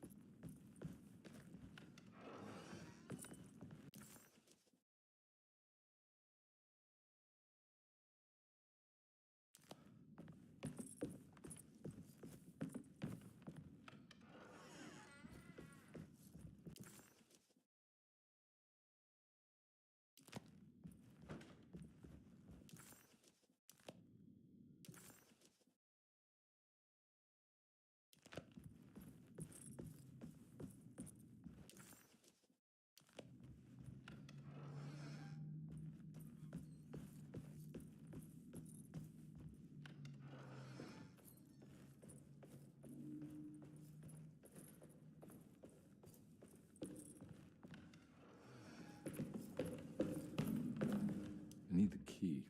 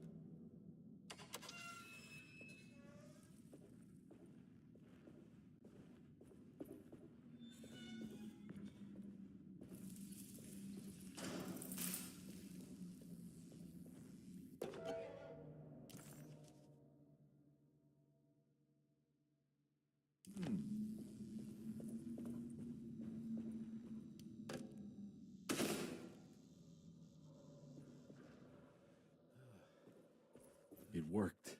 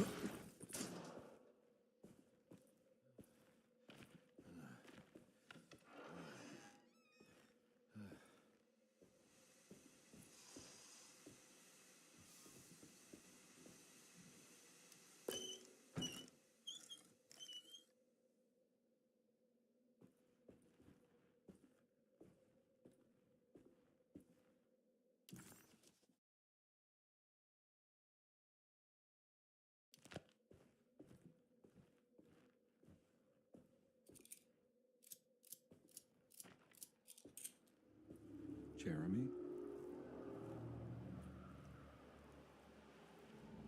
What the hell is going on here?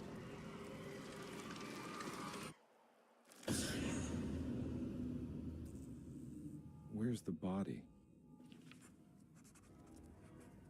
Conby didn't know what to make of the grotesque vision of the dead clerk. Was he dead, or was it all fiction?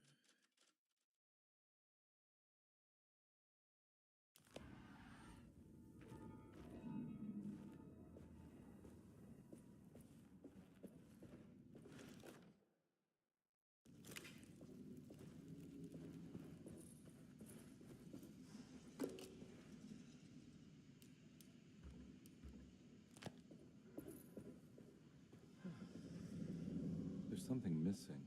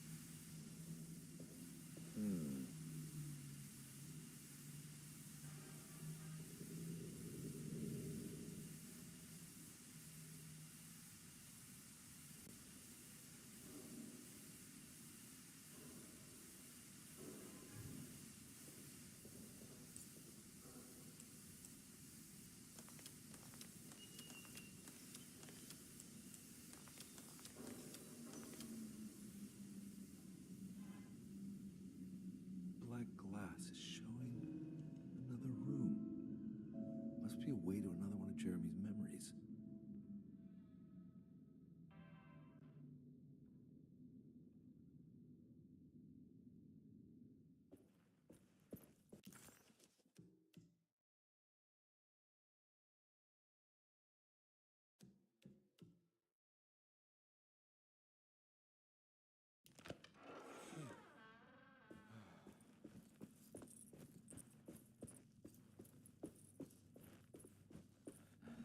I knew it. I knew it would work. You're getting good at this, Carnby. Maybe a little too good at this. The odious stench of a flooded cemetery caught him off guard. It was one of the many things that clued Detective Carnby in on that this place wasn't the real thing. This was some nightmarish surrogate, patched together by Jeremy's tattered memories. This is why we bury above ground, he thought, and set off to find the chapel that Jeremy had mentioned.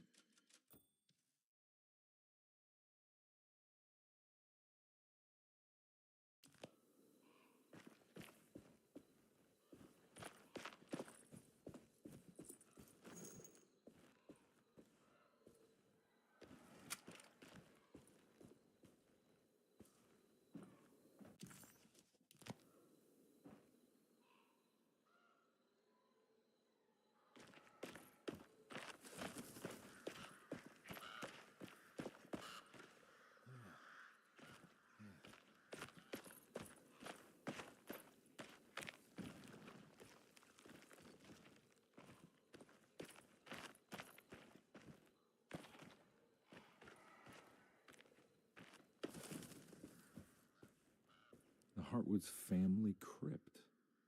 Emily's family must have deeper roots in New Orleans than I thought. I figured she was a Yankee like me.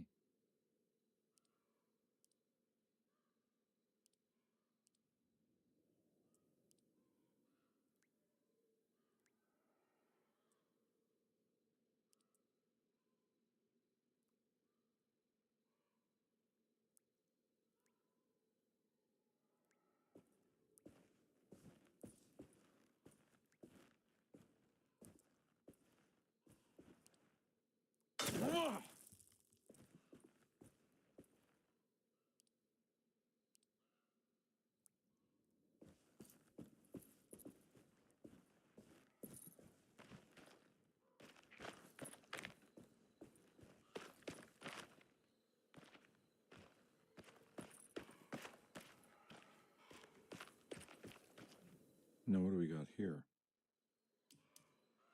There's something missing.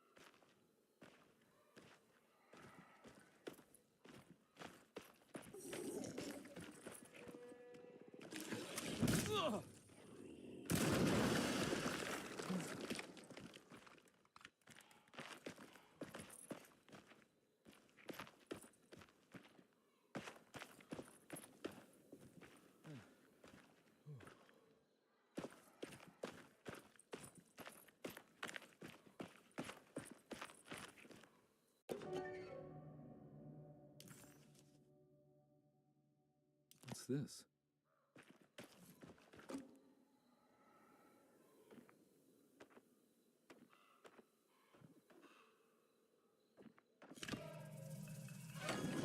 Got it.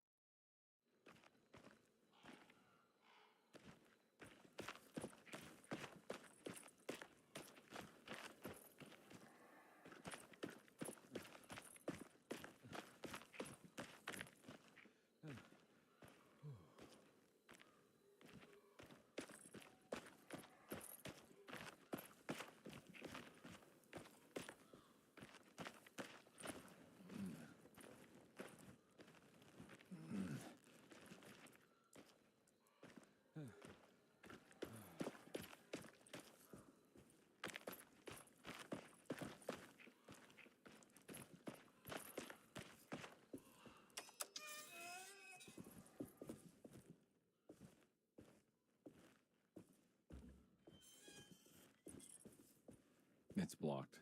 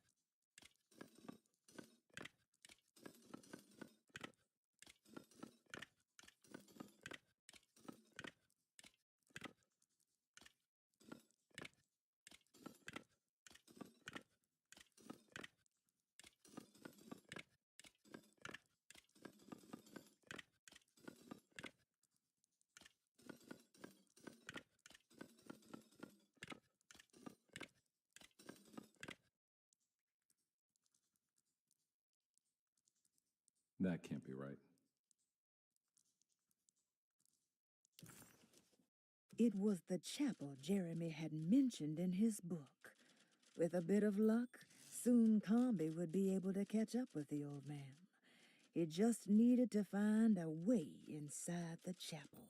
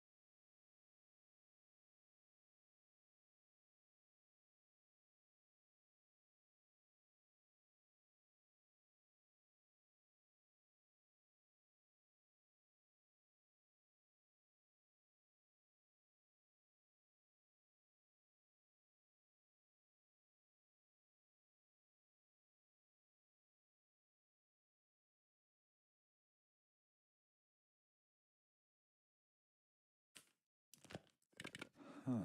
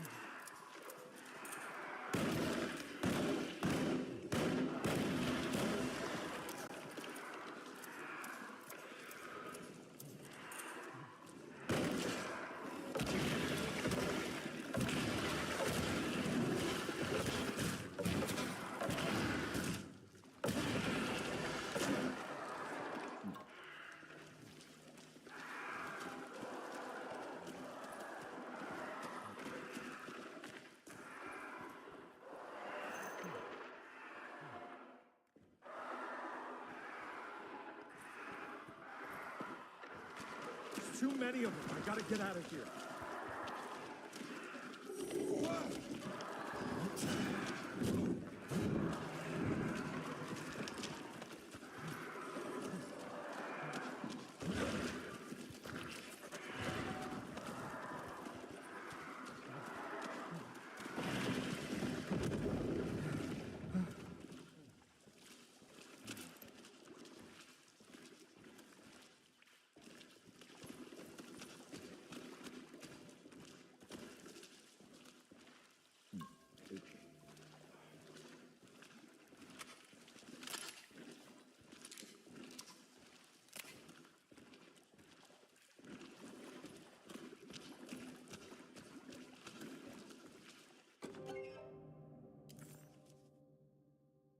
Now, what do we got here?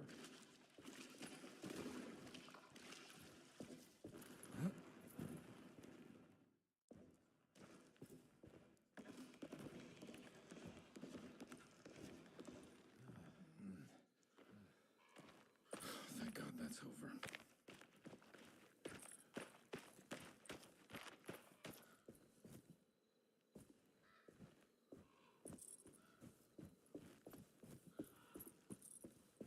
Huh.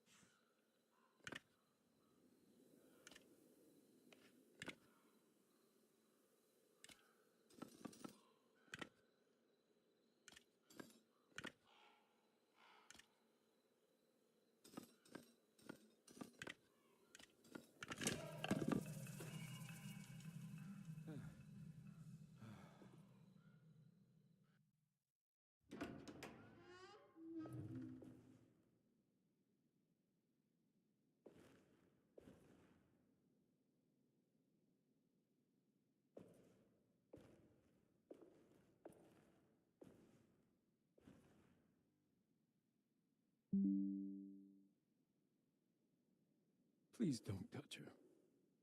Jeremy. What are you doing here? Everyone's looking for you. I know, it's all a big mess. No one understands. I'm just trying to keep evil at bay. Just for a little while longer. You've got to come back with me. Your niece is waiting at Derceto. Emily? Why would you... My letter. keep making it worse. What is going on, Jeremy? How is any of this happening? I made a terrible promise with someone. The Dark Man. Who is he?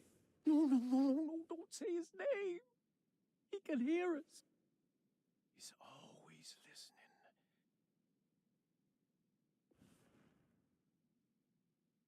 Jeremy, I need to understand what is going on. I promised him everything. When the sun rises, I will be chained in his sunken desert temple for an eternity. But at least the evil about to awaken in Deseto won't harm anyone outside of that cursed place. You're acting crazy, Jeremy. I want to help. There's nothing you can do. Then what's all the business about Teruea?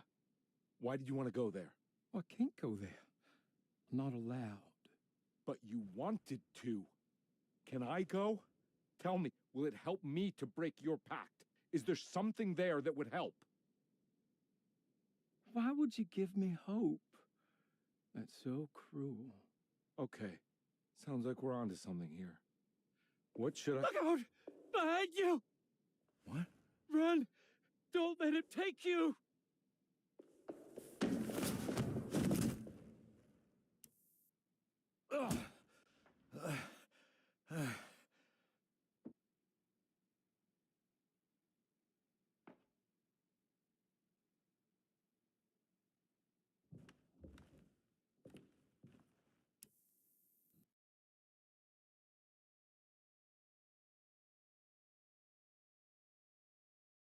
I've seen so many strange occurrences lately. Memories explode into existence and then burn out like tired glass bulb filaments.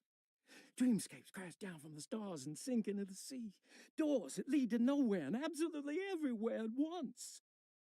With all this reverie, I want to think there's a chance that you found a way to remain alive in some way I cannot fathom.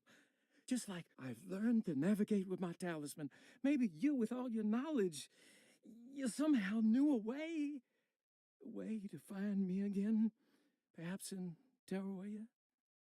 All my love, Jeremy.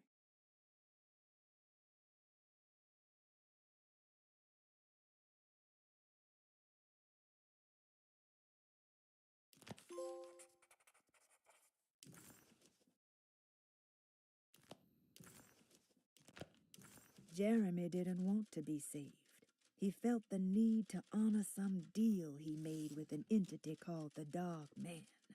Conby wanted to think it was ridiculous, but a brief encounter with that unbearable gloom had shaken him to his core. Conby had seen a lot of bad things in his life, but he had never before been this terrified. After gathering his thoughts, Conby figured he would need to chase after Jeremy in the only place left he could think of. He needed to go to Teruea.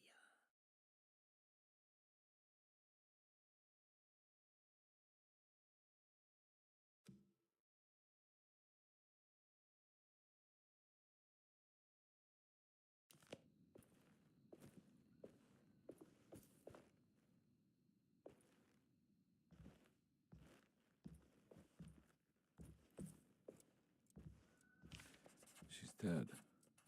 No matter how she died, she looks peaceful now. Hirosi's body looked unharmed. Conby couldn't figure out how she died, or why this wasn't a bigger upset to the people at Deseto.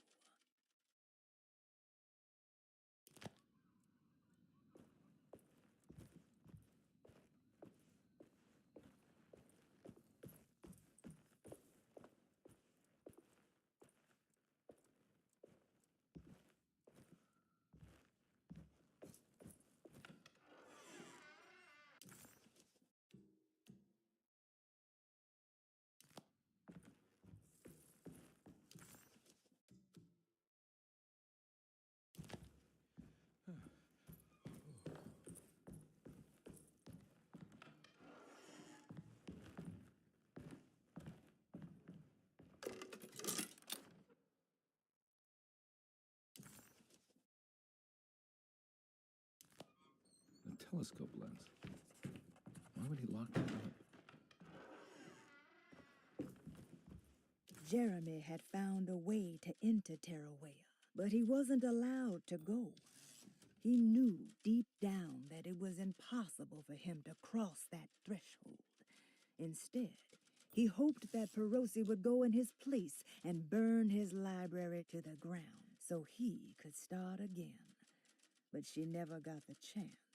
Perosi had her own problems, her own demons, and she died suddenly one day without warning. Holding the telescope lens in his hands, Detective Comby suspected what it was. At least a part of the key to that paradise Jeremy so desperately wanted to see. Curious what he would find, he felt eager to put the lens to use.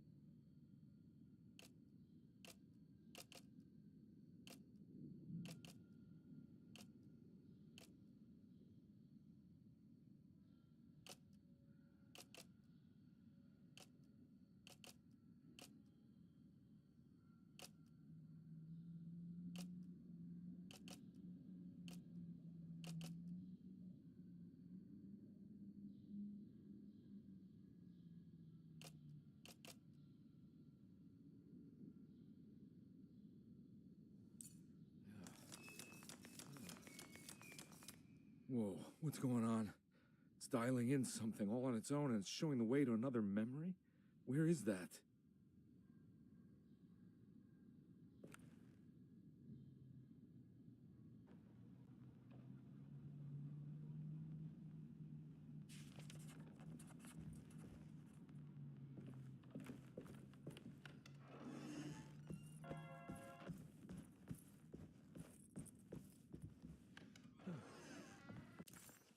Another world seeping into Deseto.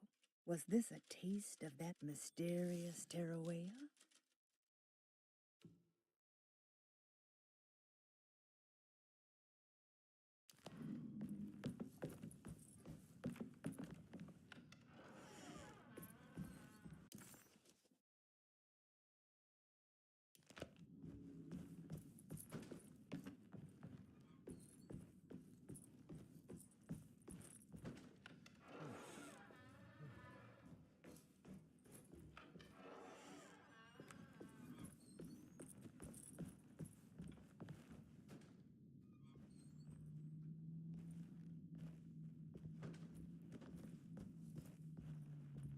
Here we go.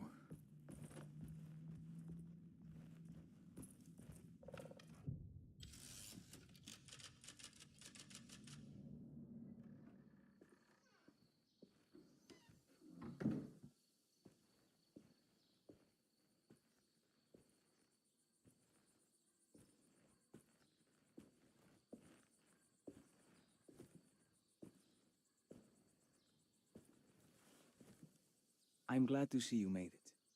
I had my doubts, but the hope you instilled has yet abandoned me. I guess this must be Terawea. Who are you?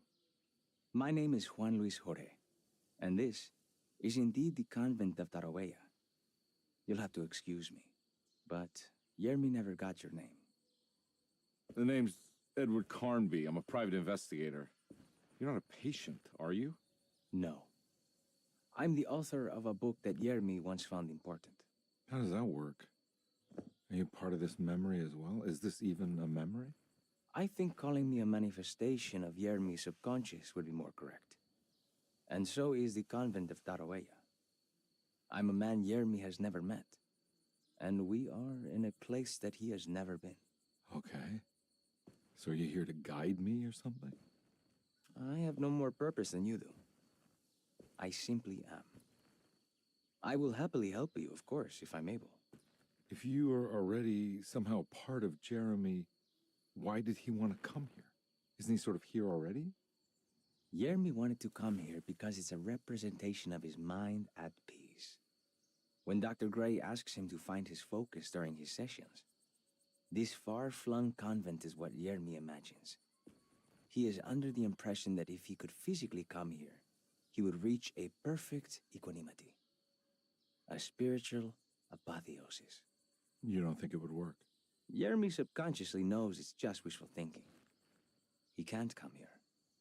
Despite the pathways opened by the dark man between Derceto and Yermi's psyche, it's simply not possible. But I'm here. Indeed. It's a shame it's just another place for you, Detective. Otherwise, you could have become a Buddha.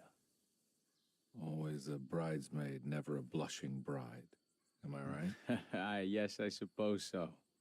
You'll have to chase enlightenment elsewhere. So what's the next best thing? What can I do here? You should seek out the convent library and try to find the truth about Yermi's relationship with the Dark Man. It's the sort of knowledge he represses and is unable to reflect on. Will it tell me how to break the pact? Perhaps. At least you'll have something to confront Yermi with. Wait, why can't you just tell me? I don't know such things. You'd be better off consulting the text of Dr. Freud if you want such answers. No thanks, I hate shrinks.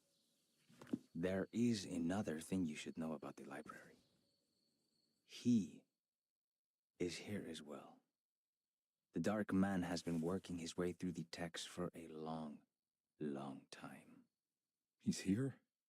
How am I supposed to get past him? Be careful, Detective. Oh, jeez, just perfect.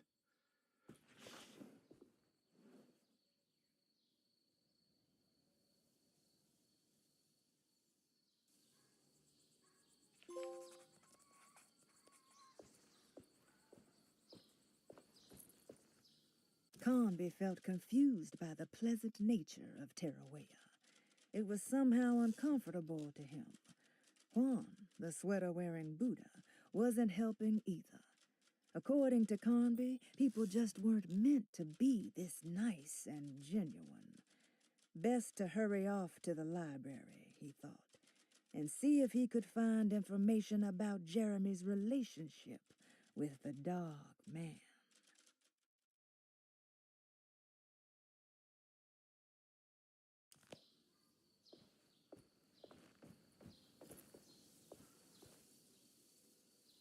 You have any advice on how to deal with the Dark Man? I suppose suppression could work. Try not to pay him any attention.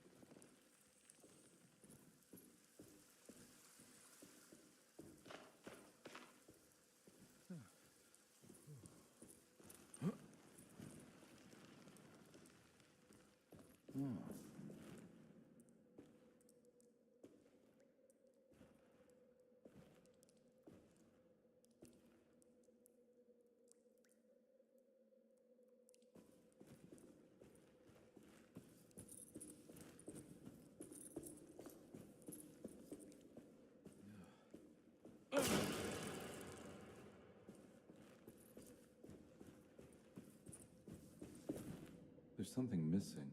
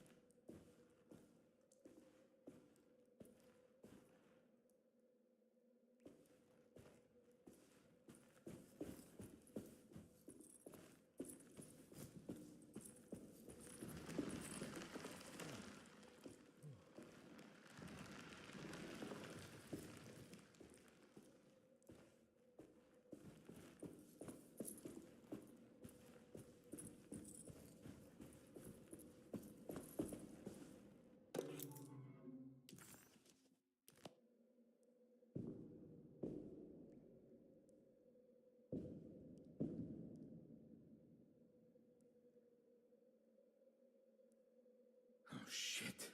Why do you have to manifest your worst fears, Jeremy?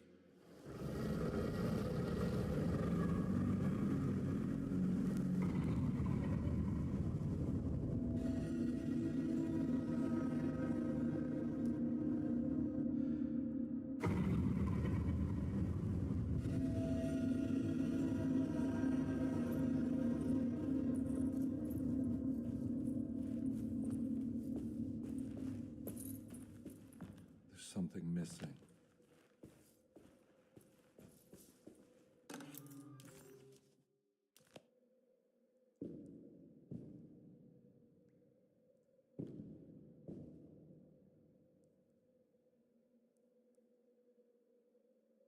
Oh, shit.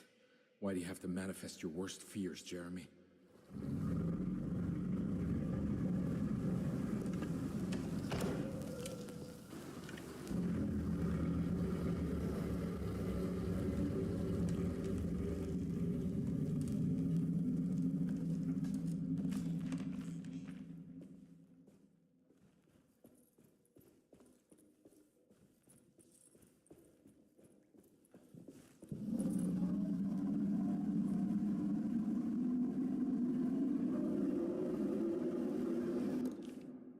great library was endless, beautiful, and terrible. An Akashic record for the universe inside the mind of Jeremy Hartwood, now corrupted by a story forced upon him, told by a maniacal liar, an evil conjured by science and secrecy. I will suspend a room and lock away the foundation of his character. Its key will be left to the librarian, the only thing invisible to the prowler.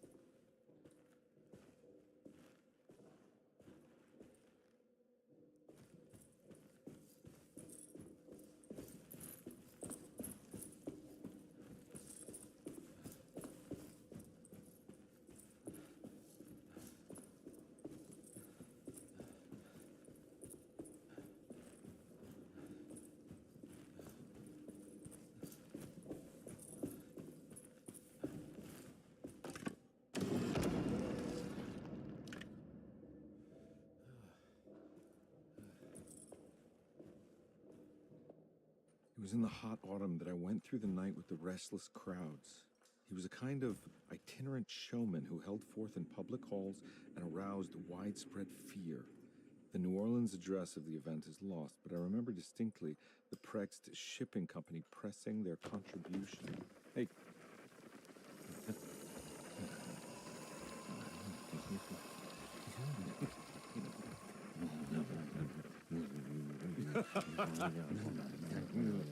What is that? It's not.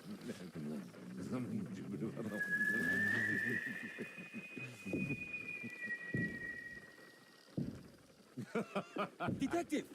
Juan! Juan!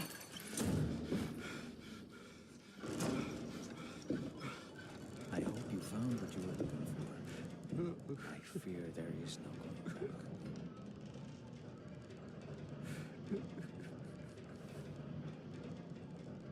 I was so close. There must be something I can work with. Come on, Garmby, think. think. The shipping company. Prext. Right. Good luck, detective.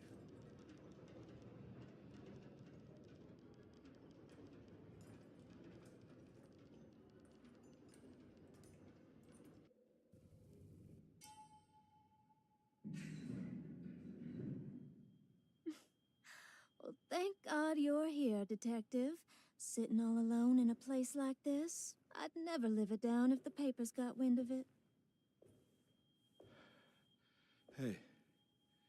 Ruth, right? Oh, don't pretend you don't know. I'm sure you have a whole file on me by now, Detective. I suppose we weren't formally introduced. I'm Ruth Talon. Miss Ruth Talon, in case you're wondering. Edward Carnby. Enchanté.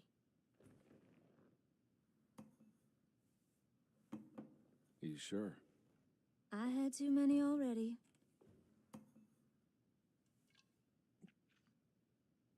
Nice. It's good. I know. I have great taste, Detective. I heard you're trying to break Jeremy's promise to the Dark Man. Yeah. Do you know anything about that kind of stuff? No, but it makes you wonder. If he made a promise, can't he simply stand by his words?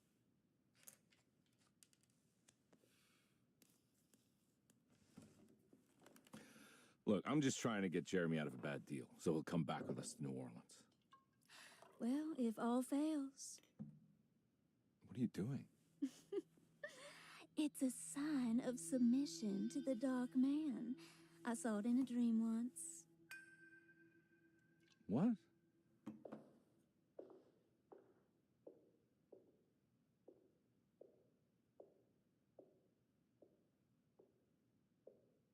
You don't know the Prext Shipping Company by any chance? I do. They made big money during the war. Their waterfront office is just over there. How did you do that? Do what, Detective? Bonne chance. Hey, have you seen Emily Hartwood anywhere? Are you trying to make me jealous, Detective? No, I haven't seen your doll anywhere.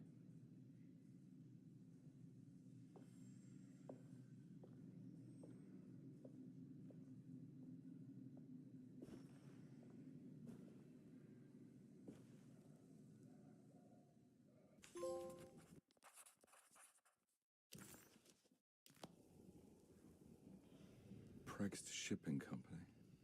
According to the book in Tarawea, the Dark Man is connected to a performance that Jeremy went to somewhere in New Orleans. It's locked from the other side.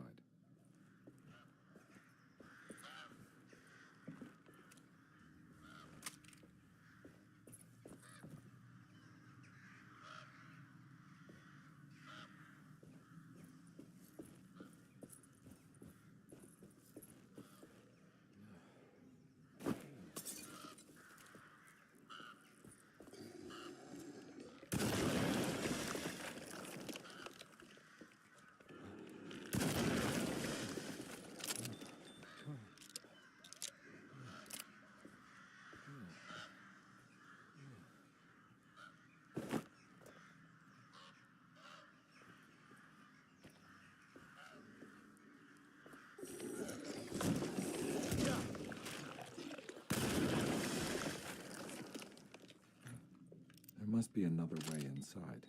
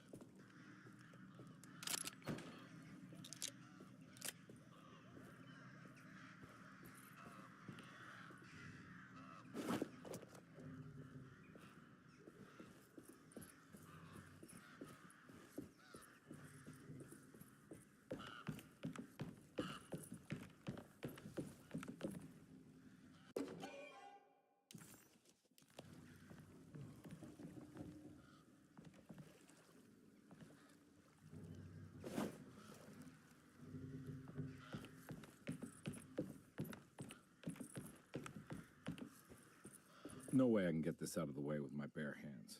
But if I get that crane going, that should do it.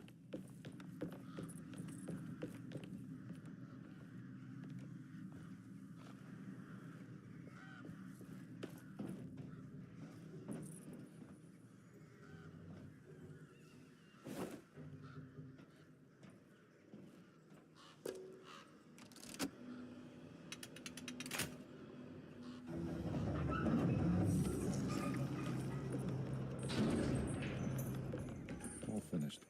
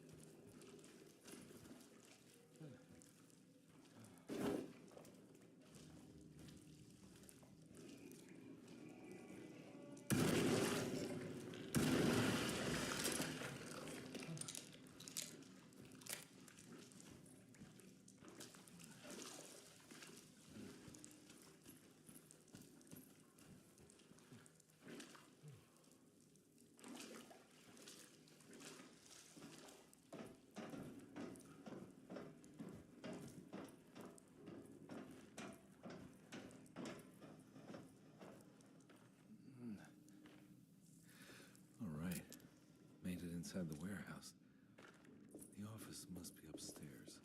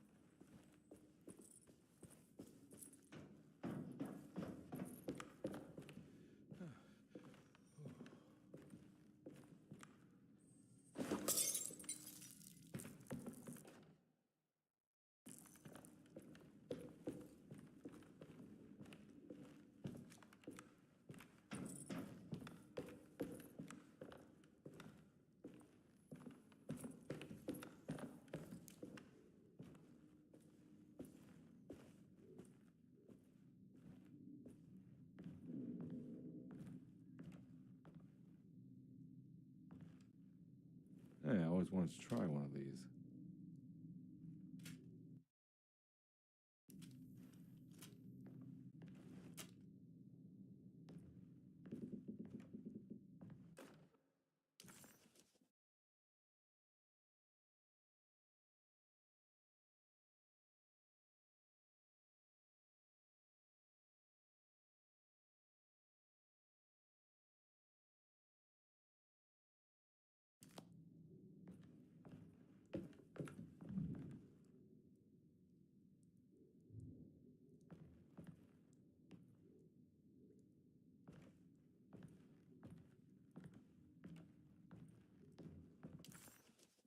Somehow, Comby was back in New Orleans, close to the docks.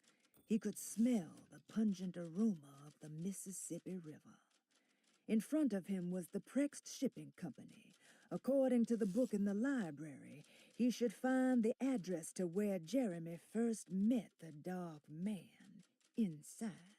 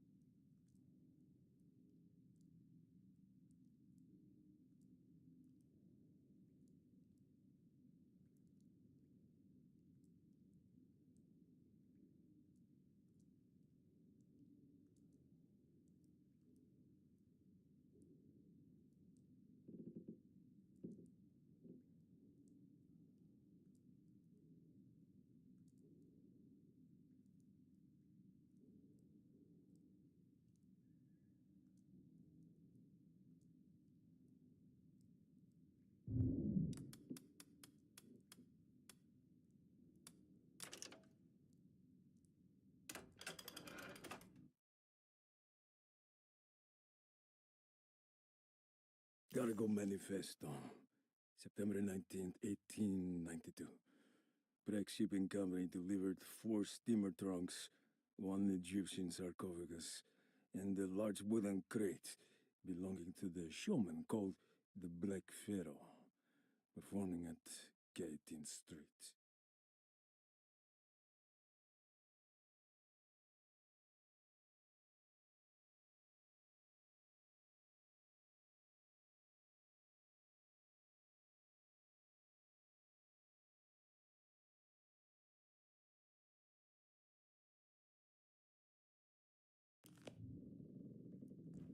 Here we go.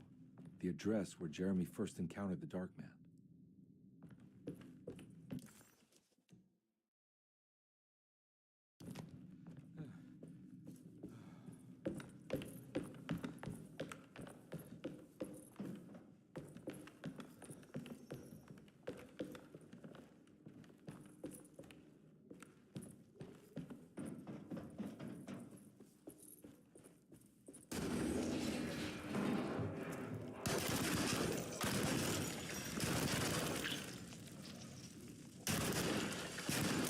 Bullets.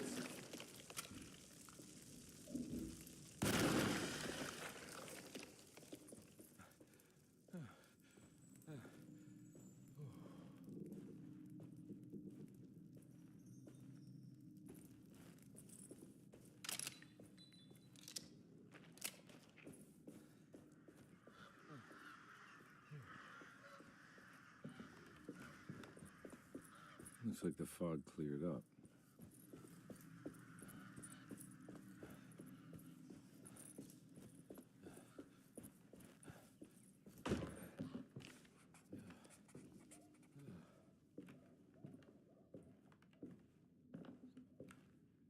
The address of the event where Jeremy first met the Dark Man surprised Conby. The infamous Gallatin Street didn't exist any longer, and he wondered if he would be able to find the right building. Was it still standing? Did it matter? Maybe this world was not just another place, but another time as well.